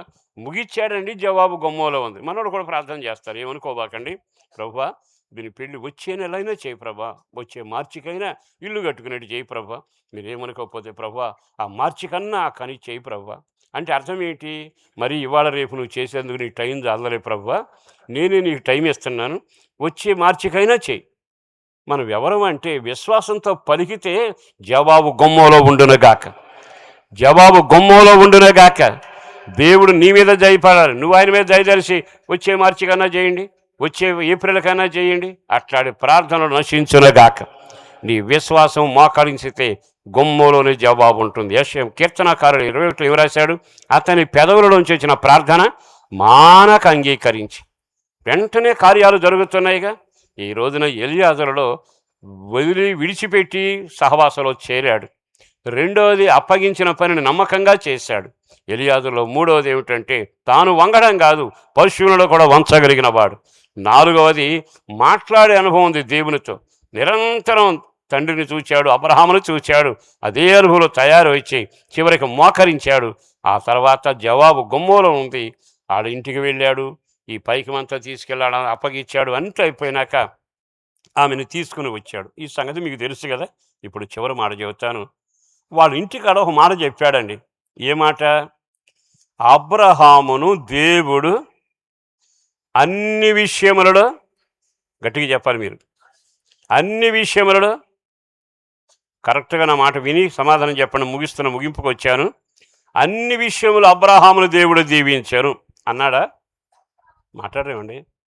అన్నాడు అన్నవాడు గట్టిగా ఆమేనండి అన్నాడు. అయితే విచిత్రం, ఎలియాజరు లాబాను ఇంటికి వెళ్ళినప్పుడు అబ్రహాం గారు అన్నిట్లో దేవుడు దీవించాడండి. కానండి మా అబ్రహాం గారు కూడా అప్పుడప్పుడు కొంచెం హాగర్ను కూడా చేరదీశాడు అని మాట చెప్పాడా?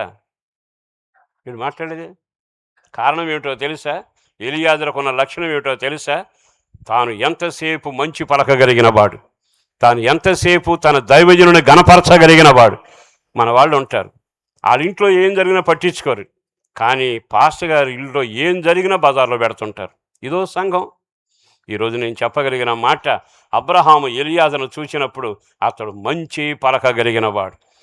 మోషే తప్పు చేస్తే మిరియాము అహరోను గొడవ పడ్డారు, కానీ యెహోషువ అక్కడే ఉన్నాడుగా, నోరు తెరవకుండా ఉన్నాడు. నాది కాదు ఈ పని, దేవునిదే. ప్రియ దేవుని బిడ్డలారా, మీరు ఆశీర్వదించబడి ఉన్నత స్థాయికి వచ్చి ఎదగాలి అనుకుంటే మీరు ఎవరై ఉండాలో తెలుసా? మీరు ఎల్లప్పుడూ శుభమైన సమాచారమే చెప్పగలిగిన వాళ్ళై ఉండాలి. ఒకరిని గురించి వేలెత్తి చూపే అనుభవం మన జీవితంలో ఉండకుండా ఉండునుగాక. ఎందుకో ఈ మాటలు చెప్పడానికి ప్రభువు ప్రేరేపిస్తుండగా ఎలియాజరులో ఎంతకీ దేవుని గురించిన, దేవుని బిడ్డల గురించిన మంచి సాక్ష్యం చెప్పగలిగిన వాడు. తీవ్రక ఆ బిడ్డను ఎక్కించుకున్నాడా? తీసుకుని వచ్చాడు. తీసుకుని వచ్చి పొలంలో ఉన్న ఇసాకు తీసుకుని చూస్తే ఆమె దిగి ముసుగు వేసుకుంది అని బైబిల్లో రాయబడింది. ఇక్కడికి ఈ చరిత్ర ఆపితే మనకు వినబడే కార్యం ఏంటో తెలుసా? ఎలియాజరు ఏం చేశాడయ్యా అంటే, అదిగో ఆ పెండ్లి కుమార్తెను తీసుకొని వచ్చి అక్కడ యజమానికి అప్పగించాడు. ఈరోజు ఈ మాటలు విన్న ప్రియ దేవుని బిడ్డలారా, మనం ఎవరమో తెలుసా? ఒక గురుతర బాధ్యత కలిగిన వాళ్ళం, ఒక పని చేయడానికి నిర్ణయించిన వారం. మన పైన సాగినప్పుడల్లా మనం చేయవలసింది ఒక్కటే, సంఘంలో నశించిపోయి ఆత్మలు వెలపట బయట కనబడుతుండగా వాళ్ళని మనం ప్రయాణం చేసి వాళ్ళను సంపాదించి దేవునికి ఒక రాజ్యముగాను సొత్తుగాను చేయుదుమగాక. పరిశుద్ధమైన సంఘం ఆ సేవకుల ద్వారా తయారు చేయబడుతుంది. చాలాసార్లు మన వాళ్ళని ఏమిటంటే, సేవకులండి సంఘాన్ని తయారు చేసేది కాదు, నీవే సంఘానికి బాధ్యత వహించాలి. ఎందుకని? ఎర్రని దారం ఇస్తే నెమ్మదిగా కట్టుకుంది, తాను ఒక్కతే కాదు బంధువులందరిని పిలిచి ఆ నాశనం అవుతున్న ఎరుకో నుంచి కాపాడుకుని తాను ఒక రాజ్యంగా మార్చిందిగా. పేతురు వస్తున్నాడంటే కొర్నేలు తన బంధువులందరినీ తీసుకొచ్చాడుగా. ఈ రోజున ఒక మాట అడగనా? సేవకుడు ప్రయాసపడుతున్నాడు, సంఘాన్ని సిద్ధపరుస్తున్నాడు, కన్యకను ఆయత్తపరుస్తున్నాడు, ఉపదేశంలో నడిపిస్తున్నాడు, అభిషేకంలో నడిపిస్తున్నాడు. ఒక దినాన యజమానికి అప్పగించబోతావన్నాడు. నీ పని నువ్వేం చేయగలిగా? కొర్నేలు ఎంతమందిని తీసుకొని రాగలిగాడు? అటు చూస్తే రహాబను వేష దారం కడితే ఎంతమందిని మరణానికి తప్పించింది. ఈ రోజున నీవు దేవుని పని ఆ విధంగా నశించిపోయేవాడు మహిమ కలిగిన సంఘంలో చేర్చబడాలి అనే ఆలోచనతో బయలుదేరితే ఈ పరిచర్య సంవత్సరం తిరకమనిపి 3 రెట్లుగా విస్తరించునుగాక, 3 రెట్లుగా విస్తరించునుగాక. ఆ పని నీకు అప్పగించాడు. ఎలియాజరులాగా నేను నిశ్చయముగా వారిని తీసుకొచ్చి అప్పగించాలి, వారిని ప్రభువుకు అప్పగించగలగాలి. ఏ రోజైనా ఒక ఆత్మ కొరకు ప్రయాసపడ్డావా? ఆ పిల్ల గొలుసు పెట్టి ఆ ఊరినంతా దేవుని వైపు మళ్లించగలిగిందిగా. చేతులు జోడిస్తూ సమయాన్ని ముగిస్తూ మీకు ఒక్క మాట చెబుతున్నాను, గుండె మీద చేయి పెట్టండి. ఈతడట దాసుడే, కానీ అతని సాక్ష్యం ఎంత గొప్ప తెలుసా? ఈ సమస్తాన్ని, ఆ ఇంటినంతా ఏలేవాడు ఈ దాసుడే. మరి లోతేమయ్యాడు? ఆగరేమయ్యింది? ఇతడొక్కడే దాసుడైన వాడు గనుడు ఎలా అయ్యాడు? ఈ రోజైనా ఈ మాటలు విన్నాక ఎత్తబడుతున్న సంఘంలో ఉన్న నీవు లోతువా? ఎత్తబడుతున్న సంఘంలో హాగరువా? ఎత్తబడుతున్న సంఘంలో దేవుని కొరకు ప్రయాసపడి ఒక గుంపు జనాంగాన్ని ప్రభువు తీసుకొచ్చి అప్పగించాలి అని ఆలోచన కలిగిన వ్యక్తివో నీవు ఆలోచించు. ప్రభువు రాకడ దగ్గర పడుతుండగా దాచిన సిద్ధపరిచిన మీరులంతా నీ మీద కుమ్మరించబడుతున్న వేళ ఆత్మదేవుడు నిన్ను ప్రేరేపిస్తుండగా, ఇకనైనా నేను ఈ సంఘములో ఎలియాజరులాగా బ్రతుకుతాను. చెయ్యి తామేనండి. ఎవరిలాగా? లోతులాగా బ్రతకాలనుకుంటావా? లోకాసులతో నాశనం అవుతూనే ఉన్నాడు. హాగరా ఇంట్లో ఉంది, కానీ గర్వం వలన తన స్థానాన్ని కోల్పోయి వెళ్ళగొట్టబడింది. కానీ దాసుడు ఏలేవాడిగా మారుతున్నాడుగా. కృప కలుగునగాక. ఆ కార్యం ఈ సంఘంలో దేవుడు చేయబోతా ఉన్నాడు, మీ కుటుంబాల్లో చేయబోతుండగా ఒక్క క్షణం కళ్ళు మూసి చిన్న ప్రార్థన చేద్దాం. ఇక మీదట ఈ సంఘములో నేను ఎలియాజరులాగా బ్రతుకుతానయ్యా. ఇంతకాలం లోతులాగా ఉన్నాను, ఇంతకాలం హాగరలాగా ఉన్నాను, ఇంతకాలం కృపలేని వ్యక్తిలాగా ఉన్నాను. నా జీవితంలో వ్యర్థమైన దాని కొరకు పరుగులెత్తాను. ఈరోజు నీ వైపు చేతులెత్తుతున్నానయ్యా. నేను ఎలియాజరు వలె ఈ పరిచర్యలో సాగాలి అని కోరుకునేవాళ్ళు ఒక్క క్షణం మోకాళ్ళ మీదకి వచ్చి చేతులు పైకెత్తండి. ఒక్క క్షణం చేతులు పైకెత్తి దేవుని సందులో ప్రార్థన చేయబడాలి. ఈ ఎలియాజరు సంఘాన్ని సిద్ధపరుస్తున్నాడు. నీ ఇంటిని సిద్ధపరిచే గుణవతి నీవే. రహాబులాగా ప్రజలను సమకూర్చవలసింది నీవే. కొర్నేలీలాగా ప్రజలను సమకూర్చవలసిన వ్యక్తివి నీవే. ఎందుకు? ఆత్మదేవుడు బహుతేటగా మాట్లాడుతున్న వేళ ఒక్క క్షణం నీ కొరకు చేతులు చాపి కృప చూపుతున్న ఆ యేసు వైపు చేతులెత్తి చిన్న ప్రార్థన చేద్దాం. ప్రభువు మిమ్మల్ని దర్శించబోతున్న వేళ, ప్రభువు మిమ్మల్ని కనికరిస్తున్న వేళ, నేను సంఘములో ఎలియాజరులాగా నమ్మకస్తుడిగా, వేర్పాటు జీవితం కలిగిన వాడుగా, అప్పగించిన పని కొనసాగించేవాడుగా, ఒకరిని గురించి మంచి చెప్పగలిగేట్టుగా నిత్యముగా ఒక గుంపు జనాంగాన్ని నా యజమాని కొరకు నేను సిద్ధపరచాలి. ఒక చిన్న ప్రార్థన చేసుకుందాం. దేవుడి సన్నిధిలో దైవ సేవకుని నోట పలికించిన అమూల్యమైన మాటల కొరకే 2 చేతులెత్తి స్తోత్రాలు చెల్లిద్దాం. చెప్పాలి గట్టిగా, స్తోత్రం. విత్తబడిన వాక్యం నూరంతలుగా ఫలించినట్లుగా చిన్న ప్రార్థన చేసుకుందాం. ఎలియాజరుని గురించి ఒక ఉన్నత ఉపదేశాన్ని దైవజన నోట ప్రభు మనకి పలికించారు. ఆ ఇంటిలో దాసుడే, కానీ ఏలుబడి చేసే స్థాయిలో ఉన్నాడు. ఆ ఇంటిలో ఉన్న లోతును గురించిన వివరాలు మనం విన్నాం. ఒకవేళ నీ జీవితం లోతు వలె ఉందా? హాగరుని గురించిన వివరాలు మనం విన్నాం. కానీ ఈ రాత్రి ఎలియాజరులాగా నువ్వు మారాలి, అలాంటి అనుభవాల్లో కొనసాగాలి. ప్రభువా, ఇలాంటి జీవితం మాకు ఇవ్వండి అని చిన్న ప్రార్థన చేసుకోవటానికి ఒక్క నిమిషం చేతులెత్తి మీరు ప్రార్థన చేసుకోగలిగితే పరిశుద్ధాత్ముడు మీలో క్రియ చేయబోతున్నాడు.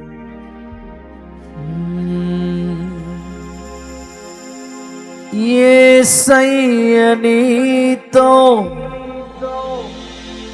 జీవించగానే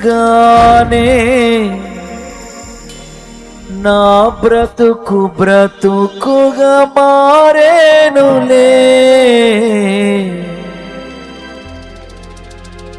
యేసయ్య నీతో జీవించగానే నా బ్రతుకుగా మారేనులే. నాట్యమాడేను నా అంతరంగము, ఇది రక్షణానందమా వాక్యమే నాట్యమాడేను నా అంతరంగము, ఇది రక్షణానంద భాగ్యమే. సుగుణాల సంపన్నుడా, స్తుతిగానాల వారసుడా, జీవింతును నిత్యము నీ నీడలో, ఆస్వాదింతును నీ మాటల మకరంధము. జీవింతును నిత్యం నీ నీడలో, ఆస్వాదింతును నీ మాటల మకరంధము. సుగుణాల సంపన్నుడా. ఒక చిన్న తీర్మానం, మౌనంగా ఉండొద్దు. దైవ సేవకులు మీ అందరి కొరకు ప్రార్థన చేయబోతున్నారు. ఆఖరిలో మీ కొరకు ప్రార్థన చేయబోతున్నారు సేవకులు. ఒక్క నిమిషం కళ్ళు మూసుకుని చప్పడు కొడుతూ, ప్రభువా మా జీవితాన్ని ఎలియాజరు వలె మార్చయ్యా, మోకరించి ప్రార్థించే అనుభవాలు దయచేయండి అయ్యా, నీతో సహవాసం కలిగిన అనుభవాలు దయచేయండి, యజమాని పని మీద ఉండే అనుభవాలు దయచేయండి.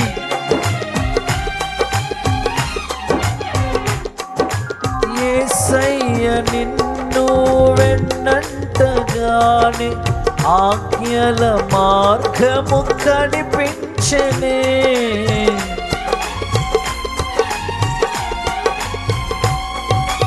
యేసయ్య నిన్ను వెన్నంటగానే ఆజ్ఞల మార్గము కనిపించెనే. నీవు నన్ను నడిపించగలవు, నేను నడవవలసిన త్రోవలో. నీవు నన్ను నడిపించగలవు, నేను నడవవలసిన త్రోవలో.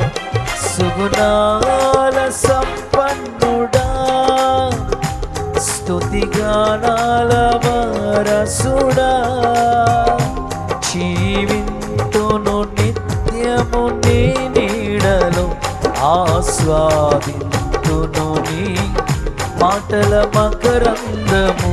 జీవింతును నిత్యము నీ నీడలో, ఆస్వాదింతును నీ మాటల మకరందము. జీవింతును నీ నీడలో, నీ నీడలో, జీవింతును నిత్యము నీ నీడలో, ఆస్వాదింతును నీ మాటల మకరందము. మాటల మకరందము, నీ మాటల మకరందము, నీ మాటల మకరందము, నీ మాటల మకరందము.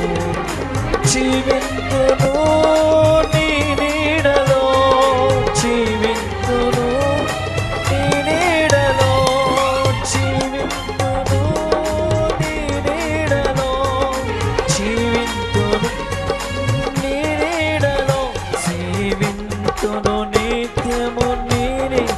పరిశుద్ధాత్ముడా, నీ మాటల మకరందం ఒక్కొక్కరి గుండెల్లో స్థిరపరచండి, ఆత్మ కార్యము జరిగించండి.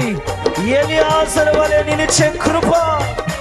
రిబాలరా శబారమా కాతురాల రమనా శమందరబలమా రిదిరిమానా కాల శకలరబలరమా.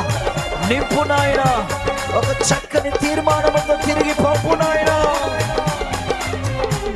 జీవింతును నిత్యము నీ నీడలో, జీవింతును నిత్యము నీ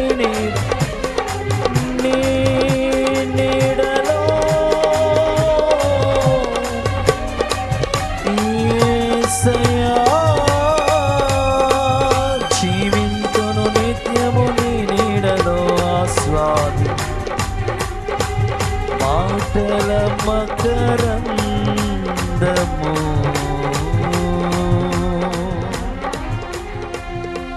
దేవుడు మనకిచ్చిన సందేశం కొరకు బిగ్గరగా చప్పలు కొడుతూ యేసయ్యకు మహిమ చెల్లిద్దాం. ఒక చిన్న ప్రార్థన చేసుకుని ఆశీర్వాదంతో ఈ కార్యక్రమాన్ని ముగించుకోబోతున్నాం.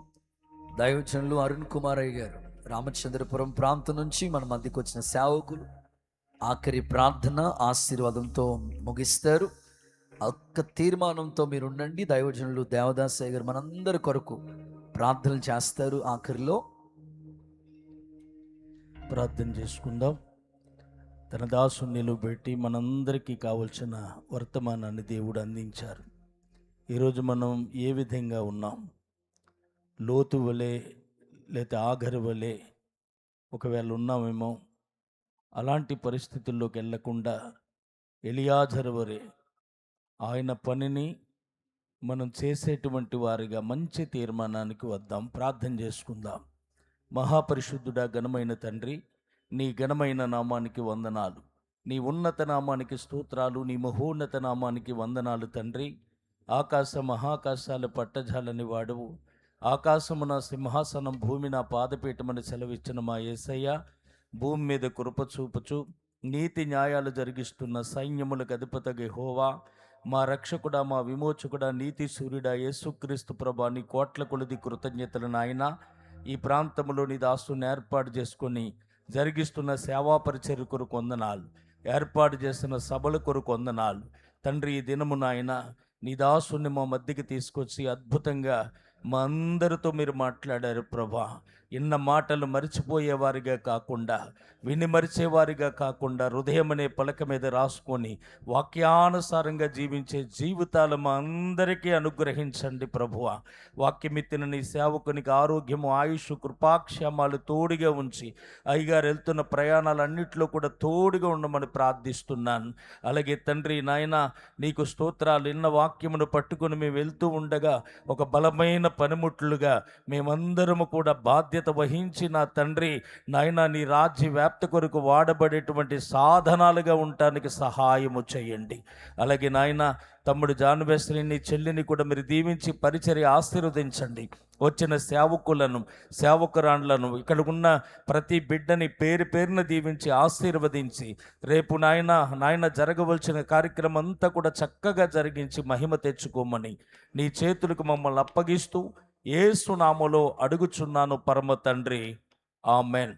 ప్రభువైన యేసుక్రీస్తు కృప, తండ్రి అయిన దేవుని ప్రేమ, పరిశుద్ధాత్మ అన్యోన్య సహవాసం, సమాధానం కూడి వచ్చిన మనందరికీ, వాక్యమిత్తిన సేవకులకును అలాగే జరుగుతున్న పరిచర్యకు ఆయన కృప సదాకాలం తోడయుండి నడిపించునుగాక. Amen, amen, amen. వందనాలయ్యా. ప్రత్యేకంగా ఇంతవరకు అద్భుతమైన వాక్యం అందించిన దేవదాసయ్య గారికి ప్రత్యేకంగా వందనాలు. దయచేసి గమనించండి, మగోళ్ళు మొదట ఇక్కడ ఈ గేట్ దాటి రాకూడదు, ఇక్కడే ఉండాలి. మీరు వస్తే ప్రార్థన చేస్తారు. మీరు అయిపోయిన తర్వాత స్త్రీలు త్వరగా అయ్యగారు ప్రార్థన చేయడానికి సిద్ధంగా ఉన్నారు.